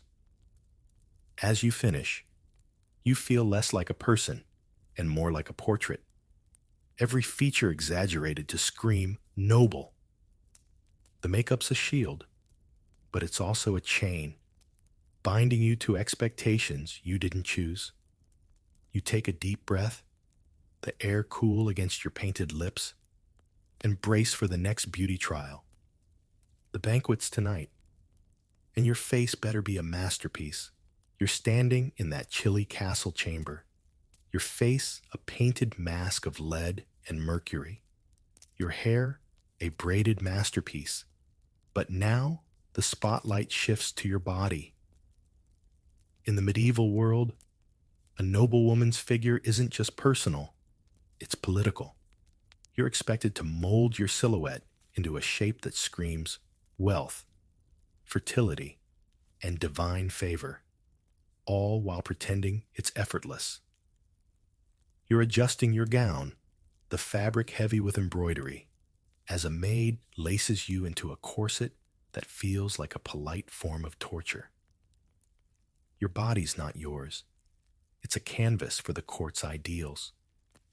And the pressure to conform is tighter than the laces digging into your ribs. The mainstream historical fact is clear. Medieval chronicles, like those of Jean de Joinville, describe noblewomen's bodies as symbols of lineage, with a slender waist and rounded hips signaling both chastity and childbearing potential. A perfect figure was a diplomatic asset. Here's the quirky tidbit. Some women padded their hips with cushions stuffed with wool or straw to fake that fertile look. Think medieval Spanx, but itchier. Historians still argue whether this was a common trick or a secret hack for women desperate to meet the ideal. You start the day with a mental checklist. Waist narrow, shoulders soft, hips curved just enough to hint at motherhood without looking vulgar. The corset's your first hurdle. You exhale as the maid pulls the laces, each tug stealing a bit of your breath. The whalebone frame creaks, and you mutter, "If I pass out at the feast, at least I'll look elegant doing it." It's not just about looking slim. Your posture has to be regal. Spine straight, chest lifted like you're posing for a tapestry. Slouching isn't an option, it's a scandal. Diet's another battle. You're nibbling on bread and watered wine, avoiding anything heavy like roasted boar, because a bloated stomach could ruin the corset's effect. Medieval medicine, rooted in humoral theory, claims rich foods make you hot and moist. Code for unladylike. You roll your eyes, thinking, if I wanted to live like a nun, I'd join a convent. But you comply, because a bloated figure could spark rumors of gluttony or, worse, pregnancy out of wedlock. The court's gossip mill is merciless. Then there's the padding. If your hips aren't naturally wide, you're strapping on those wool, stuffed cushions under your skirts.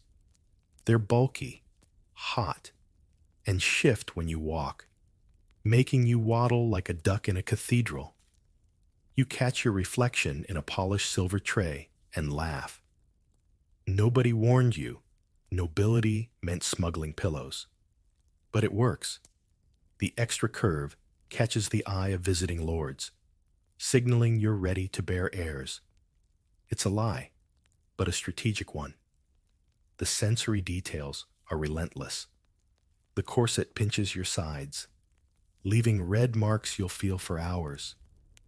The padding scratches through your linen shift, and the gown's weight drags at your shoulders. You smell wool and sweat, masked by a dab of rose water. But the air's thick with the castle's damp chill.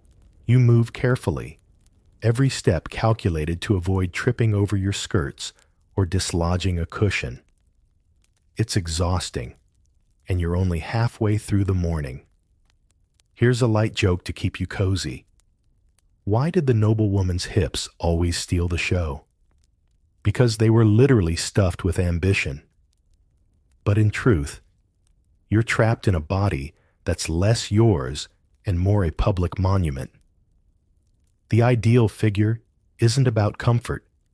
It's about signaling power. A slim waist proves you don't toil like a peasant. Wide hips promise sons to carry the family name. You're not shaping your body for yourself, but for a dynasty you might never control. The pressure doesn't stop at physical shape. You're expected to move gracefully. Every gesture, soft but deliberate, like a swan gliding through a moat. Tripping or slumping could cost you a marriage alliance. You practice walking in your chamber, skirt swishing, while the maid corrects your posture with a sharp chin up. You want to snap back, but you bite your tongue. Snark won't help you here. As you adjust the cushions one last time, you feel the weight of it all. The corset, the expectations, the eyes waiting to judge you. You're not just a woman. You're a symbol, sculpted to fit a mold that's as unforgiving as the stone walls around you. The banquet's looming, and your body better tell the right story. You take a shallow breath. Thanks, corset, and brace for the next beauty trial. You're wincing in that drafty castle chamber, the corset squeezing your ribs and those wool, stuffed hip pads itching like a bad decision. But now you're facing a fresh challenge. Your teeth and breath.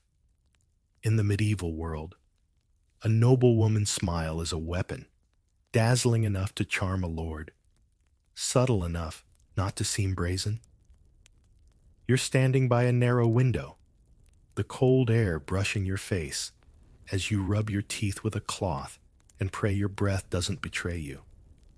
A single yellowed tooth or whiff of garlic could tank your reputation faster than a misstep in a dance. You're not just polishing your smile, you're guarding your status. The mainstream historical fact is grim. Dental care was rudimentary, and texts like the Chirurgia by Roger of Salerno note that noblewomen used abrasive pastes or twigs to clean teeth, often damaging enamel in the process. A bright smile signaled wealth and health. Here's the quirky tidbit. Some women chewed on cloves or even carried tiny silver boxes of burnt rosemary to freshen breath. Medieval mints, but fancier. Historians still argue whether these remedies worked or just masked the stench of poor hygiene. You start with your teeth, grabbing a linen cloth and a paste made of crushed sage and salt. You scrub, the grit scraping your gums until they bleed. But you keep going because yellow teeth scream peasant. The taste is sharp, like licking a salty herb garden, and you grimace. If you're lucky, your household has chalk or coral powder, gentler, but it costs a fortune. You've heard of women using burnt breadcrumbs, and you shudder, thinking, I'd rather eat the bread. But you're not joking when you say a good smile is worth the pain. Marriage prospects depend on it. Breath is trickier. You're chewing fennel seeds. the same ones you popped for sparkling eyes, hoping they'll drown out last night's onion. Heavy stew. The seeds crunch, leaving an anise like tang. But you're paranoid. You can't ask your maid to sniff your breath. That's a humiliation too far. Instead, you hold a clove under your tongue. Its spicy burn making your eyes water. It's not pleasant, but it's better than the alternative.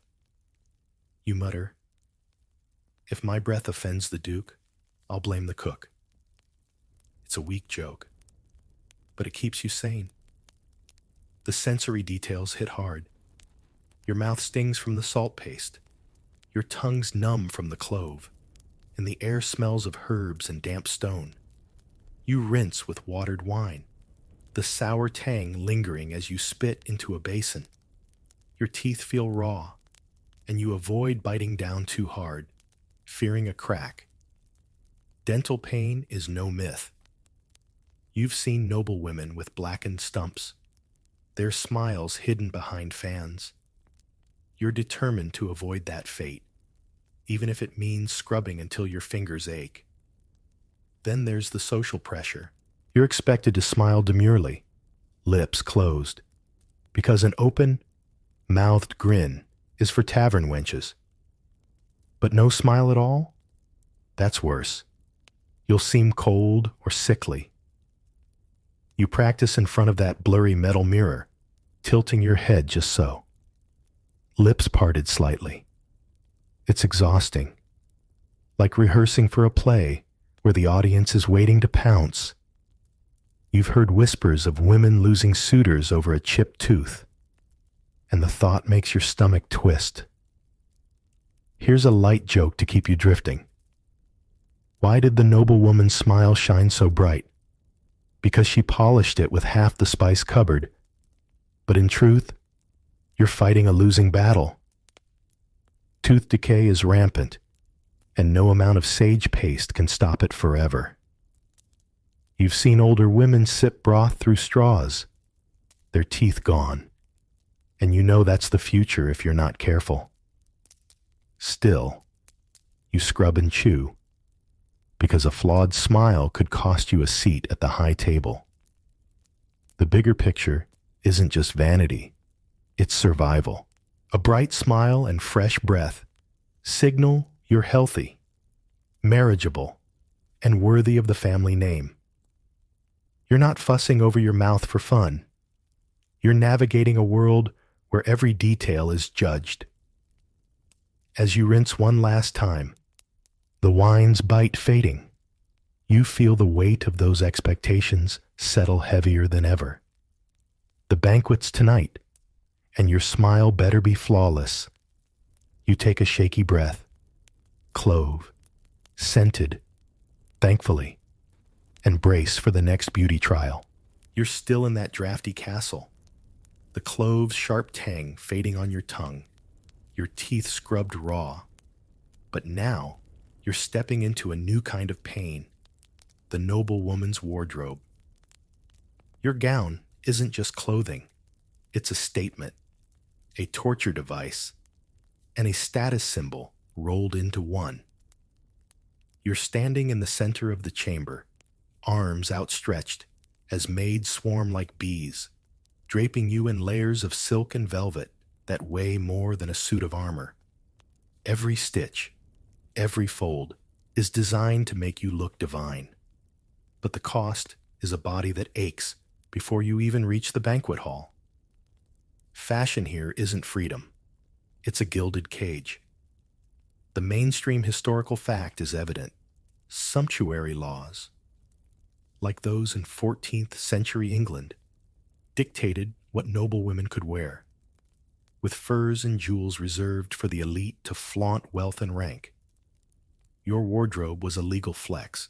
Here's the quirky tidbit. Some women wore shoes with wooden platforms called pattens, strapped on to keep skirts clean, but so wobbly they turned walking into a circus act. Historians still argue whether these were practical or just a bizarre flex of status, like medieval high heels. You start with the underlayers, a linen shift, thin but scratchy, clinging to your skin. Next comes the kirtle, a fitted dress that hugs your corseted waist, its laces pulling so tight you can barely breathe.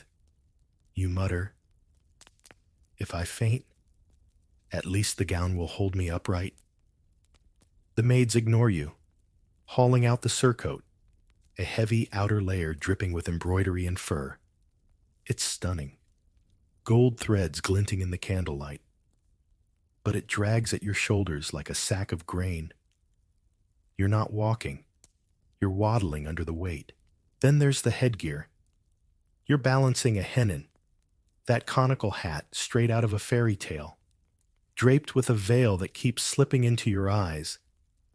It's pinned to your braided hair, each tug a reminder of your tender scalp. The hennin's absurdly tall, and you duck through doorways, praying you don't topple. You joke to yourself, "If I fall, I'll take the chandelier with me." But the truth is, every step is a gamble. Trip, and the court will laugh for weeks. The sensory overload is brutal. The gown's fur trim tickles your neck. The silk rustles like dry leaves, and the kirtle's laces dig into your ribs. Your feet ache in pointed shoes, too narrow for comfort, and those pattens clack on the stone floor, threatening to twist your ankle. The air smells of wool, lavender, and your own nervous sweat, barely masked by rosewater. You glance at that blurry metal mirror, hoping the effect is worth it. But all you see is a tower of fabric and a tired face. The wardrobe's not just about looks, it's about power. A rich gown signals your family's wealth, securing alliances or intimidating rivals. But it's also a trap. You can't move freely, sit comfortably, or even eat much without risking a stain. You're a walking billboard, and the message better be perfect. You've heard of women fined for wearing ermine above their station, and you shudder. Sumptuary laws don't mess around. Here's a light joke to keep you cozy. Why did the noblewoman's gown always steal the show? Because it weighed more than her dowry. But in reality, you're exhausted. The physical toll is real. Your back aches, your feet throb, and the hennin's giving you a headache. You've seen older women with curved spines from years of heavy gowns, and you wonder if that's your future. Still, you stand tall, because slouching isn't an option when the court's watching. The bigger picture is control. Your wardrobe isn't a choice, it's a mandate, tying you to a role you can't escape. You're not dressing for yourself, but for a system that judges every thread. As the maids adjust your veil one last time, you feel less like a person and more like a statue, draped in expectations as heavy as the velvet. The banquet's hours away, and your body's already begging for mercy. You take a shallow breath, thanks, kirtle, and brace for the next beauty trial. You're teetering in that stone, cold chamber, your velvet gown dragging like a lead weight, the hennin wobbling precariously. But now you're tackling a myth that clings like damp wool. Medieval bathing habits. Everyone assumes noblewomen were filthy, stewing in their own grime. But you're about to scrub that misconception clean. You're standing by a wooden tub, steam rising from water scented with herbs. As maids bustle around, pouring buckets and eyeing you like you're a tapestry that needs airing out. Bathing's not just about hygiene. It's a status flex, a beauty ritual, and a delicate dance between cleanliness and courtly expectations. The mainstream historical fact is solid. Records from medieval households, like those of Eleanor of Aquitaine, show noblewomen bathed regularly, often in portable tubs with heated water, using soaps made from olive oil or ash. Cleanliness was a mark of refinement. Here's the quirky tidbit. Some women added wine or milk to their bath water, believing it softened skin or channeled Cleopatra's vibe. Extravagant. But it smelled like a vineyard.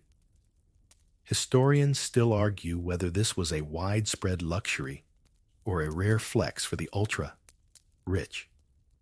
You ease into the tub. The warm water, a rare comfort against the castle's chill.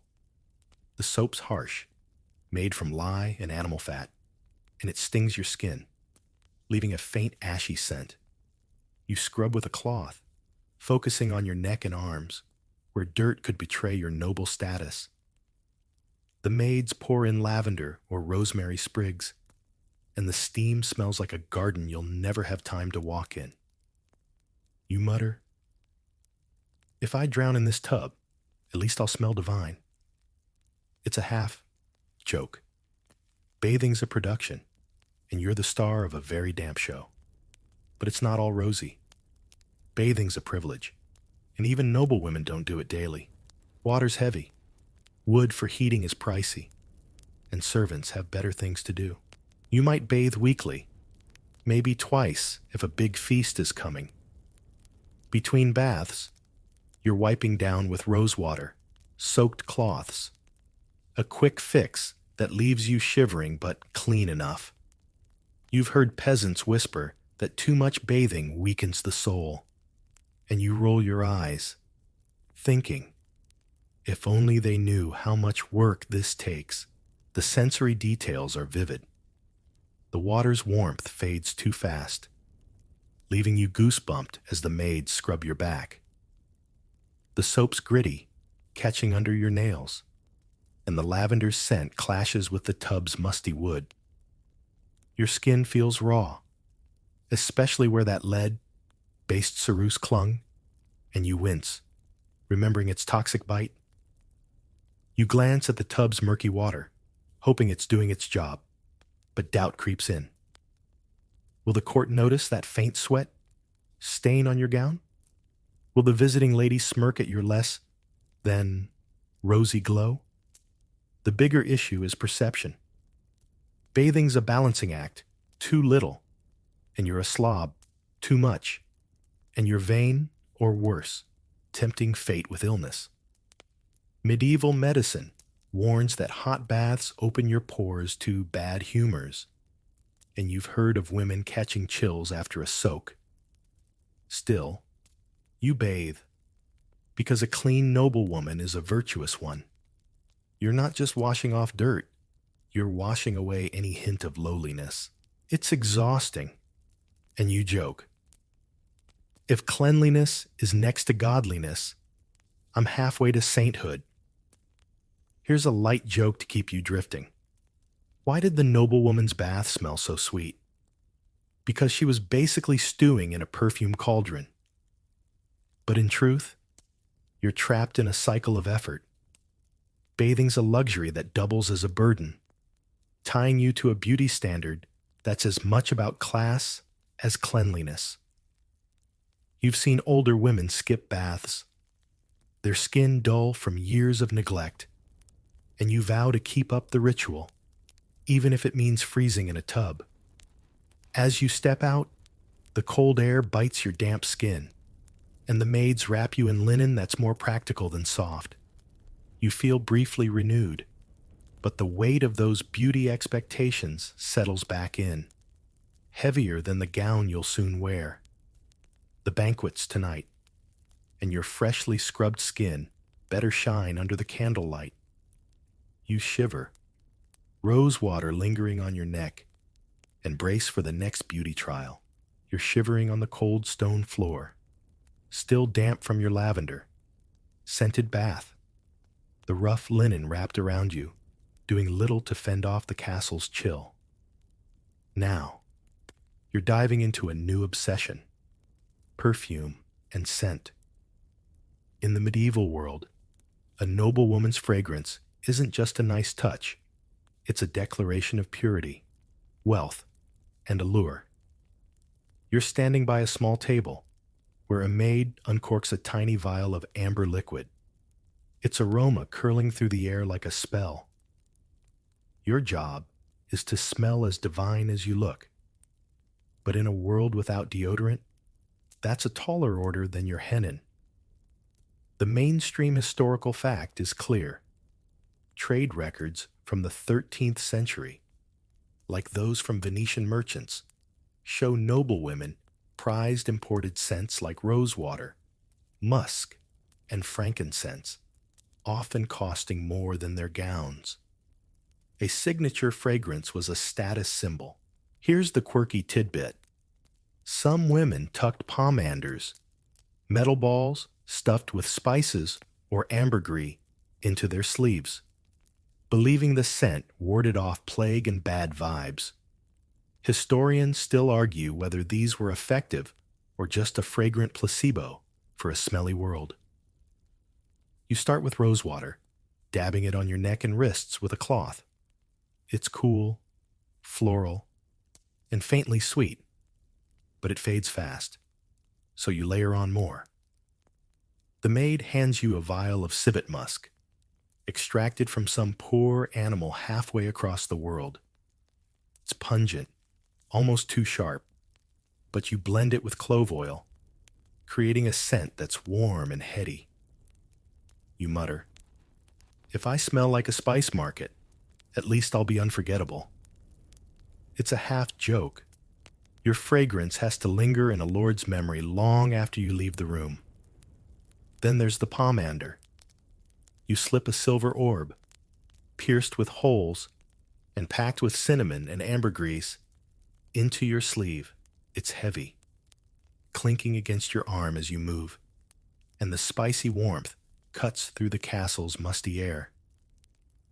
You've heard it might keep sickness at bay, but you're skeptical. Still, it's better than nothing. The sensory overload is intense. The rosewater's soft bloom, the musk's animalistic bite, and the pomander's sharp spice swirl together, making your head spin. You breathe shallowly, hoping it all settles into something enchanting. But scent's a battlefield. You're masking more than just body odor. There's the faint sweat from your corset, the woolly tang of your gown, even the oniony whiff from last night's feast. You chew a clove for good measure, remembering your breath obsession, and pray. It blends with the musk. You've heard of women doused in so much perfume they gave the court headaches, and you wince. Too much scent screams, trying too hard. You aim for balance, but it's like mixing potions without a recipe. The bigger challenge is maintenance. Perfume doesn't last in a world of open fires and sweaty banquets. You're reapplying mid-day, sneaking dabs of rosewater when no one's looking. The maids watch, probably gossiping about your vanity, but you don't care. Smelling bad could cost you a suitor's favor. You joke to yourself, "If my scent doesn't charm the Duke, I'll just throw the pomander at him." But the truth is, you're exhausted, juggling vials and cloths like a perfumer's apprentice. Here's a light joke to keep you drifting. Why did the noblewoman's perfume always steal the show? Because it had to outshine her entire wardrobe. But in reality, you're trapped in a scented cage. A noblewoman's fragrance isn't just about beauty. It's about signaling virtue and wealth. A whiff of musk says you're refined. A hint of sweat says you're common. You're not choosing a scent for fun. You're crafting an identity the court will judge. The stakes feel higher as you glance at that blurry metal mirror, the vial's aroma clinging to your skin. Will the other ladies whisper that your musk's too bold? Will the bishop call your scent sinful? You push the doubt away, adjusting the pomander in your sleeve. The banquet's tonight, and your fragrance better weave a spell as potent as your painted face or braided hair. You take a deep breath, spicy, floral, and faintly animalistic, and brace for the next beauty trial. You're swaying in that chilly castle chamber, the musk and rose water clinging to your skin, the pomander clinking in your sleeve. But now you're facing a new fixation, your eyebrows and facial hair. In the medieval world, a noblewoman's face is a battlefield, and every hair must be tamed to perfection. You're sitting on a stool, wincing as a maid hovers with tweezers, her breath hot on your forehead. Your eyebrows need to be sculpted into high, delicate arches, and any stray facial hair is a scandal waiting to happen. You're not just grooming. You're carving out a face that screams nobility, one painful pluck at a time. The mainstream historical fact is evident. Medieval portraits, like those of 14th century French queens, show women with high, thin eyebrows and smooth faces, a look achieved through plucking or even shaving. It was a sign of refinement. Here's the quirky tidbit. Some women used walnut oil mixed with quicklime to burn off unwanted hair, a DIY depilatory that could blister skin if misapplied. Historians still argue whether this was a common practice or a risky experiment for the boldest noblewomen chasing flawlessness. You start with the tweezers, the maid's fingers steady but merciless. Each pluck stings like a wasp, and your eyes water as she shapes your brows into crescents. The ideal is a forehead so high and clear it could double as a canvas. So she's plucking far beyond your natural line. You mutter, "If I end up bald, at least I'll look pious." It's a weak joke. The pain's real, and the maid's not slowing down. If your brows are too thick, you'll look like a peasant, too thin, and you're a caricature. It's a tightrope, and you're wobbling. Then there's the facial hair. You're lucky if you've got none. But most women deal with faint fuzz on their upper lip or chin. The maid dabs on a paste of vinegar and ash, meant to weaken the hairs before plucking. It smells like a pickling vat and burns faintly, making you flinch. For stubborn patches, she might suggest the quicklime mix. But you've heard horror stories of red, peeling skin. You stick to plucking, gripping the stool as each hair comes out. You've seen women with scars from bad depilatories, and you're not taking that chance. The sensory details are sharp. The tweezers pinch like tiny claws. The vinegar paste stings your nose, and your forehead feels raw, like it's been scraped with sand. The air's thick with the castle's damp chill, mixed with the faint floral of your rosewater perfume. You glance at that blurry metal mirror, hoping the pain's worth it. But all you see is a red, teary-eyed version of yourself. Doubt creeps in. Will the other ladies notice your slightly uneven brows? Will the visiting lord think your forehead's too bold? You shove the fear down, focusing on the maid's next pluck. The process is relentless. You're not just shaping brows. You're erasing any hint of common features. A smooth, high forehead signals purity and intellect, while stray hairs scream neglect. You've heard whispers of women mocked for mustache, like fuzz, their marriage prospects ruined over a few strands. The court's eyes are everywhere, and you're not just grooming for beauty, but for survival. You joke to yourself, if my brows don't charm the court, I'll just glare them into submission. But the truth is, you're exhausted, your skin throbbing with every tug. Here's a light joke to keep you drifting. Why were the noblewoman's eyebrows always on point? Because she suffered for every arch. But in reality, You're trapped in a cycle of pain and precision. The ideal face isn't natural. It's constructed, plucked, and polished to fit a mold you didn't choose. You're not vain. You're playing a role where every hair matters. As the maid finishes, dusting your forehead with a soothing chamomile wash, you feel the weight of those expectations settle heavier than ever. The banquet's tonight, and your face better be a masterpiece. You take a shaky breath, the vinegar's tang fading, and brace for the next beauty trial. You're still in that drafty castle chamber, your forehead stinging from the maid's ruthless plucking, the faint scent of chamomile wash lingering on your skin. Now, you're grappling with a heavier burden, the beauty standards tied to childbearing. As a noblewoman, your body isn't just judged for its shape or glow, it's a vessel for heirs, and the pressure to look fertile, virtuous, and maternally perfect is relentless. You're standing by a narrow window, the cold air brushing your face as you adjust your gown, its padded hips a nod to the motherhood you're expected to embody.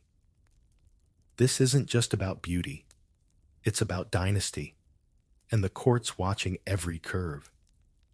The mainstream historical fact is stark. Medieval texts, like the 13th century De Secretis Mulierum, emphasize noble women's role as bearers of legitimate heirs, with physical traits like wide hips and a rosy complexion seen as signs of fertility. Beauty and motherhood were inseparable. Here's the quirky tidbit.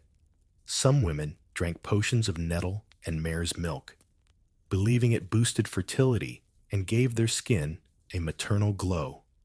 Tasty? Hardly. Effective? Doubtful.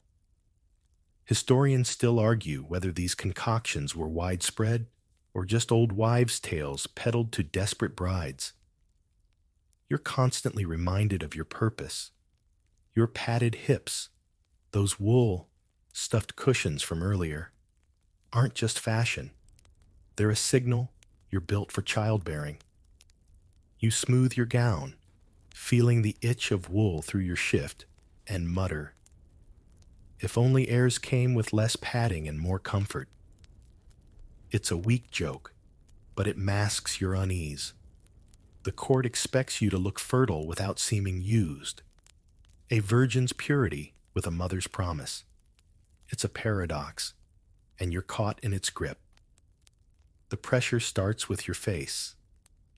A rosy flush, ideally natural, but often faked with vermilion, suggests health and fertility. You dab on extra today, remembering how the maids whispered about a rival's sallow cheeks. Her marriage prospects dimmed. Your body scrutinized too. Too thin, and you're barren. Too plump, and you're gluttonous. You avoid heavy meals, sticking to bread and watered wine, because a bloated waist could spark rumors. You've heard of women shunned for failing to look the part, and the thought makes your stomach twist. Then there's the fertility folklore. You're sipping that nettle, milk brew, its bitter tang coating your tongue, because your mother swears it'll make you glow. It tastes like regret, but you choke it down, hoping it works, or at least quiets her nagging. Some women wear amulets of coral or rabbit bone, tucked under their gowns, for luck in conception. You've got one, a small bone charm, and it presses against your chest, a constant reminder of what's at stake. You joke to yourself, "If this charm fails, I'll just bribe the midwife." But the truth is, you're terrified of failing to deliver. The sensory details are vivid. The potion's aftertaste lingers, sharp and grassy, while the gown's weight drags at your shoulders. Your skin feels tight from the vermilion, and the charm's rough edge chafes through your shift. The air smells of damp stone and rosewater, a faint comfort in the castle's chill. You glance at that blurry metal mirror, hoping your flush reads fertile and not feverish, but doubt gnaws at you. Will the other ladies smirk at your padded hips? Will the visiting lord question your promise? You push the fear down, adjusting the charm. The bigger picture is duty. Your beauty isn't for you. It's for the family, the lineage, the alliance sealed by your womb. A noblewoman who can't look fertile risks being sidelined. Her value reduced to a dowry. You're not vain. You're strategic. Painting and padding yourself to meet a standard that's as much about politics as aesthetics. You've seen childless women, their beauty fading in the court's eyes, and you vow to avoid that fate, even if it means choking down potions. Here's a light joke to keep you drifting. Why did the noblewoman's glow always turn heads? Because she was brewing heirs and heartbreak. But in reality, you're exhausted. Your body a canvas for expectations you didn't choose. As you smooth your gown one last time, the weight of it all, pads, potions, and pressure, settles heavier than ever. The banquet's tonight, and your maternal beauty better seal the deal. You take a deep breath, the nettle's bitterness lingering, and brace for the next beauty trial. You're still standing in that drafty castle chamber, the bitter aftertaste of nettle potion lingering, your padded hips heavy under your gown. Now, you're staring down a new terror, the fear of aging. As a noblewoman, youth is your currency, and every wrinkle or gray hair is a threat to your value in the court's eyes. You're by a flickering candle, its light casting soft shadows on your face as you study your reflection in that blurry metal mirror. The pressure to stay forever young is crushing, and you're fighting time itself with potions, prayers, and a stubborn refusal to let the mirror win. The mainstream historical fact is sobering. Medieval chronicles, like those of Christine de Pizan, note that noblewomen past their prime were often sidelined, their beauty tied to marriageability and fertility. Youth was power. Here's the quirky tidbit. Some women smeared their faces with raw egg whites, believing it tightened skin and erased wrinkles. Sticky, smelly, but supposedly miraculous. Historians still argue whether this was a popular remedy or a desperate trick among aging elites clinging to relevance. You start your anti-aging routine with a sigh, knowing the clock's ticking louder than the castle's bell. Your maid hands you a pot of almond oil mixed with honey, which you massage into your cheeks. It's slick, sweet, and leaves your face gleaming, but you hope it smooths those faint lines around your eyes. You've heard of women using calf's blood or dew collected at dawn. Gross.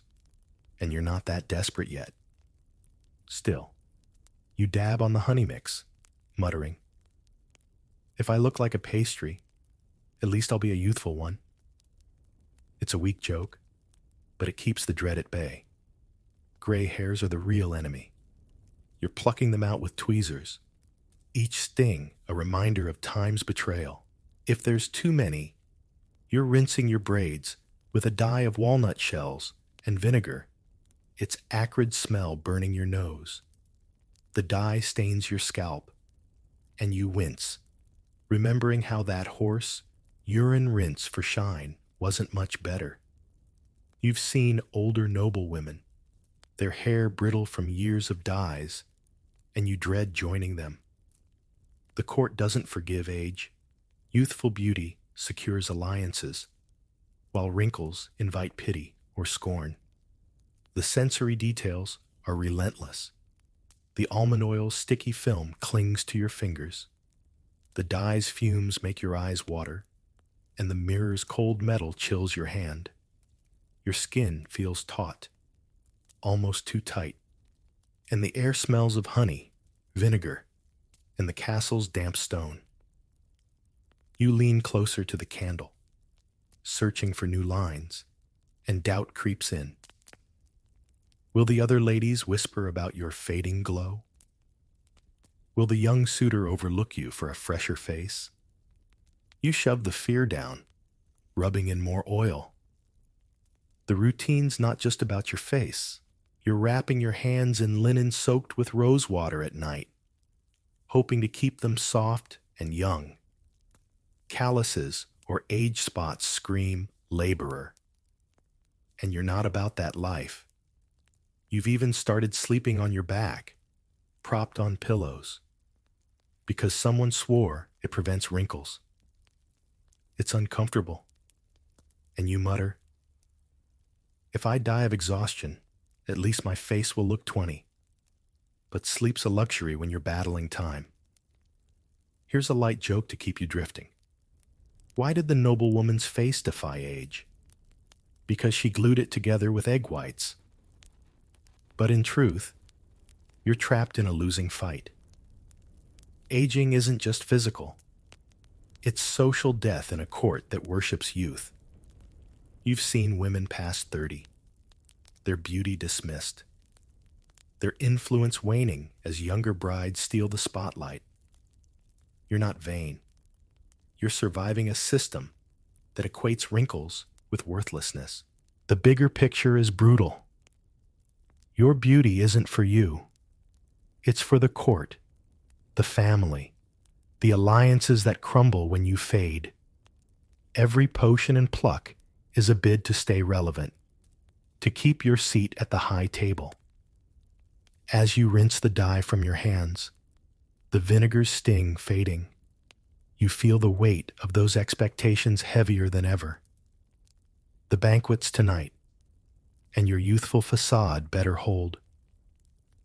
You take a deep breath, the honey's sweetness lingering, and brace for the next beauty trial. You're still hunched in that dim castle chamber, the sticky residue of almond oil on your cheeks, the faint vinegar tang of hair dye lingering in the air. Now, you're wrestling with a deeper conflict, the tug of war between religious piety and the vanity of beauty. As a noblewoman, you're expected to glow like a saint while staying humble before God. But the mirror and the altar don't always agree. You're kneeling by a small prayer stool, a rosary in one hand, a pot of vermilion in the other, caught in a moral maze where every choice feels like a sin. The court demands perfection, but the church demands your soul. The mainstream historical fact is clear. Medieval sermons, like those of Bernardino of Siena, often condemned women's beauty practices as vain, urging modesty over adornment. Piety was a noblewoman's ultimate virtue. Here's the quirky tidbit. Some women hid their cosmetics in hollowed-out prayer books, sneaking lip rouge during Mass, like medieval multitaskers. Historians still argue whether this was a clever rebellion or a rare act of defiance against strict clergy. You start your day with a prayer, beads clicking as you murmur Latin phrases, but your mind's on the banquet. You've just applied that mercury-based vermilion for rosy cheeks, and now you're wondering if the bishop will notice. The church says vanity's a trap, luring you to pride, yet the court expects you to dazzle. You mutter, "If God made my face, why can't I paint it?" It's a half joke, but the guilt's real. Sermons warn that painted women tempt men to sin, and you don't want that on your conscience. The conflict's practical, too. You're avoiding bright colors today, swapping bold vermilion for a subtler ochre tint, hoping it reads natural instead of harlot. Your hennen's veil is longer, more modest, but it still glints with a few pearls. Piety doesn't mean plainness. You've heard of women whipped for excessive adornment, their gowns slashed by zealous priests, and you shudder. The church's rules are vague, leaving you to guess where beauty ends and sin begins. You're walking a tightrope, and the fall could be public humiliation. The sensory details are vivid. The rosary's beads are cool against your fingers. The vermilion's faint chemical whiff clashes with the chamber's damp stone. Your veil's silk brushes your cheek, soft but heavy, and the candle's wax drips, filling the air with a smoky tang. You glance at that blurry metal mirror, your face a compromise between court and clergy. But doubt creeps in. Will the other ladies smirk at your plain look? Will the priest praise your modesty or preach against your pearls? You push the fear down, clutching the rosary tighter. The tension's not just personal, it's social. A pious appearance could win you favor with the church, securing blessings or a bishop's alliance for your family. But a drab one risks losing the court's respect, dimming your marriage prospects. You've seen women navigate this split. Some lean into austerity. Others flaunt their beauty and beg forgiveness later. You're trying to balance both, but it's exhausting. You joke to yourself, if I'm damned for a dab of rouge, at least I'll look good in hell. But the truth is, you're torn. Your faith and your face at odds. Here's a light joke to keep you drifting. Why did the noblewoman's prayers always smell sweet? Because she hid her perfume in the pews. But in reality, you're trapped in a paradox.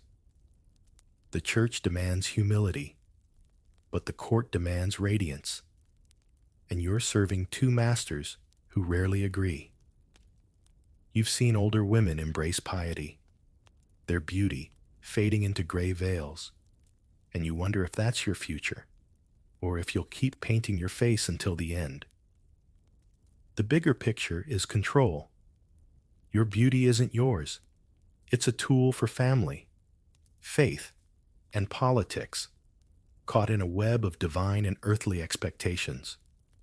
As you rise from the prayer stool, the rosary slipping into your sleeve, you feel the weight of that conflict heavier than your gown. The banquet's tonight, and your face better please both God and the court. You take a deep breath, the vermilion scent fading, and brace for the next beauty trial. You're still in that chilly castle chamber, the rosary's weight lingering in your sleeve, the faint scent of vermilion warring with the smoky air. Now, you're stepping into a new perspective, comparing the beauty standards of noblewomen to those of peasants. While you're trapped in a web of lead paint and padded hips, the women toiling in the fields face a different kind of scrutiny, one shaped by labor, survival, and a world that barely notices their faces. You're adjusting your veil. It's silk whispering against your cheek, as you glance out a narrow window at the village below, where a peasant woman hauls water, her skin tanned and her hair unbound. The contrast is stark, and it's making you question the gilded cage you're in. The mainstream historical fact is clear.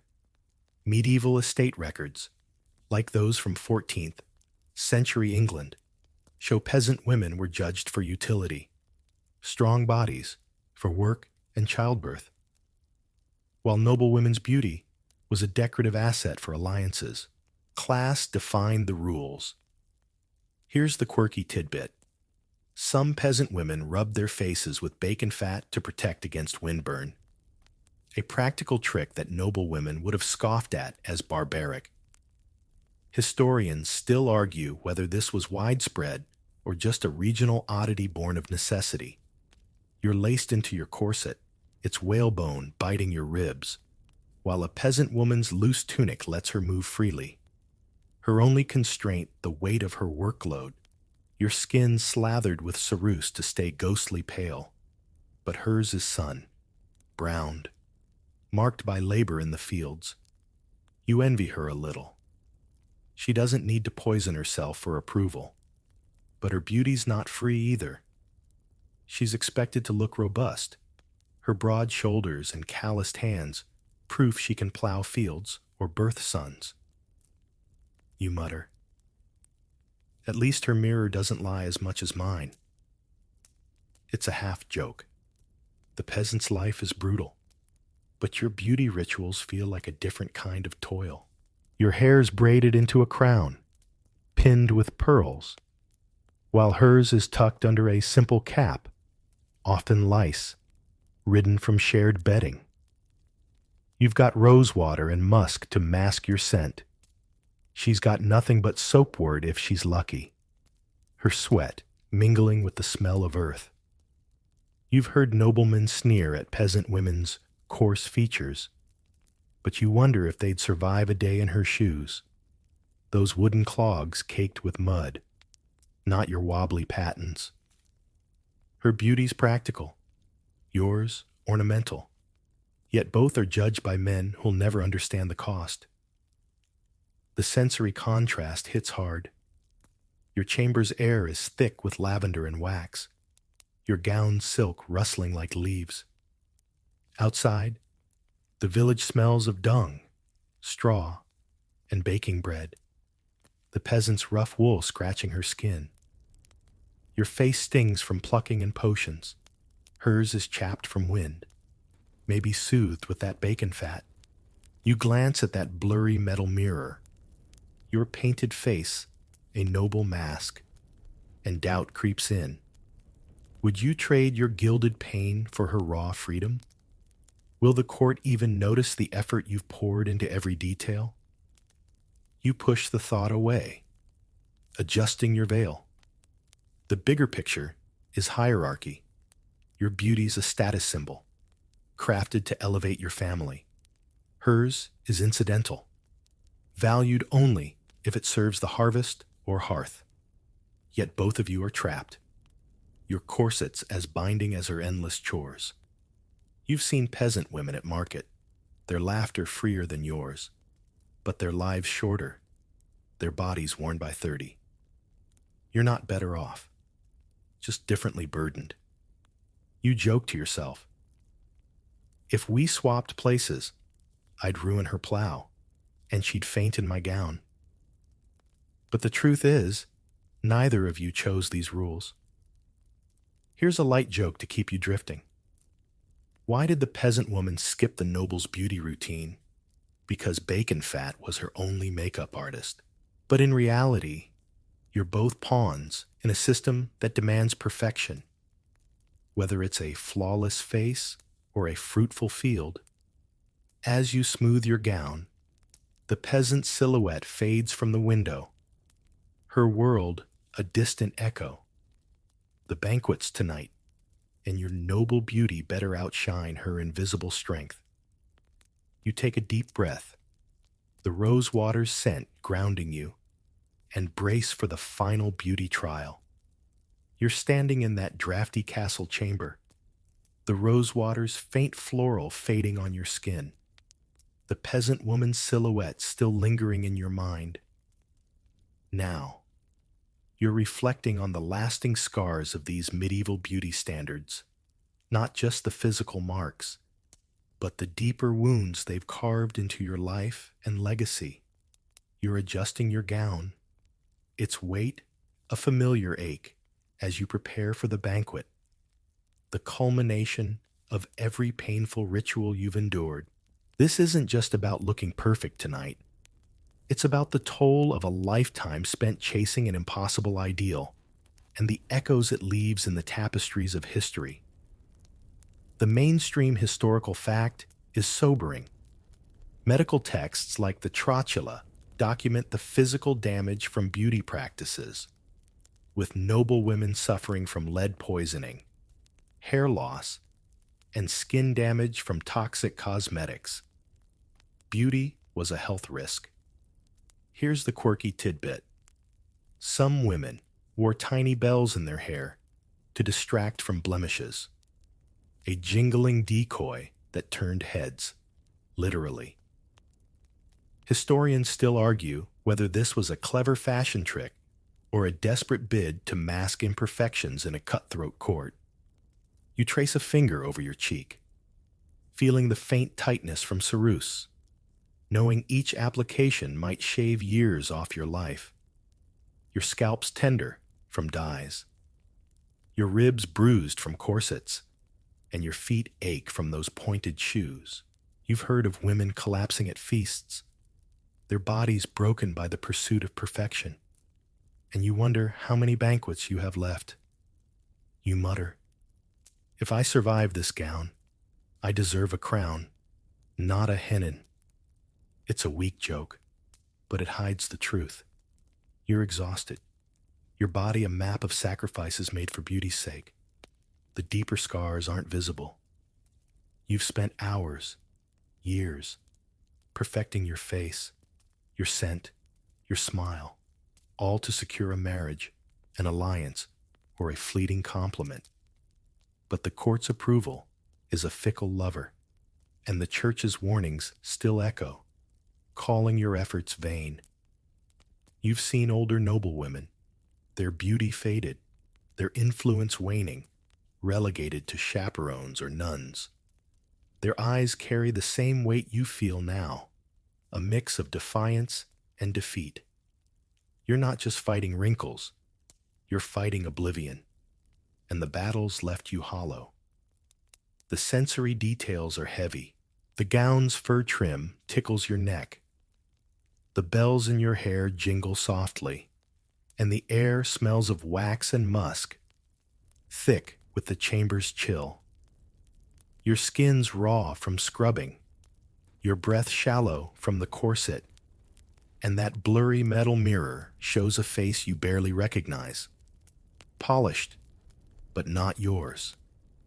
Doubt creeps in. Will the court remember you for your glow or your lineage? Will history record your pain or just your portrait? You push the thought away, adjusting the bells, their chime a fragile shield. The legacy of this beauty obsession stretches beyond you. You're shaping the next generation, teaching your daughters to pluck, paint, and pad, passing down the same rituals that scar you. You've seen young girls mimic your vermilion blush, their hands trembling with tweezers, and it stings. Your pain is their inheritance. You joke to yourself, if beauty's a curse, I'm the witch who casts it. But the truth is, you're trapped in a cycle that's bigger than you, one that binds noblewomen across centuries. Here's a light joke to keep you drifting. Why did the noblewoman's beauty linger forever? Because her bells kept ringing in history's ears. But in reality, the cost is steep. Your body, your time, your spirit, they've all been spent on an ideal that's as fleeting as candlelight. The banquet's tonight, and you'll dazzle. But at what price? As you step toward the door, the bells chiming softly, you feel the weight of every choice, every scar, settling like dust on your soul. The air grows softer now. The castle's chill fading as you imagine the banquet hall, its torches dimming. You're gliding through the crowd, your gown a whisper, your bells a gentle song. The court's eyes are on you, but they're blurring, their voices softening into a hum. You're not just a noblewoman anymore. You're a story, woven into the tapestry of time. Your struggles, a quiet thread in the fabric of history. Let the weight of the corset slip away. The sting of vermilion dissolve. The mirror's blur becomes a dream, its edges gentle, warm.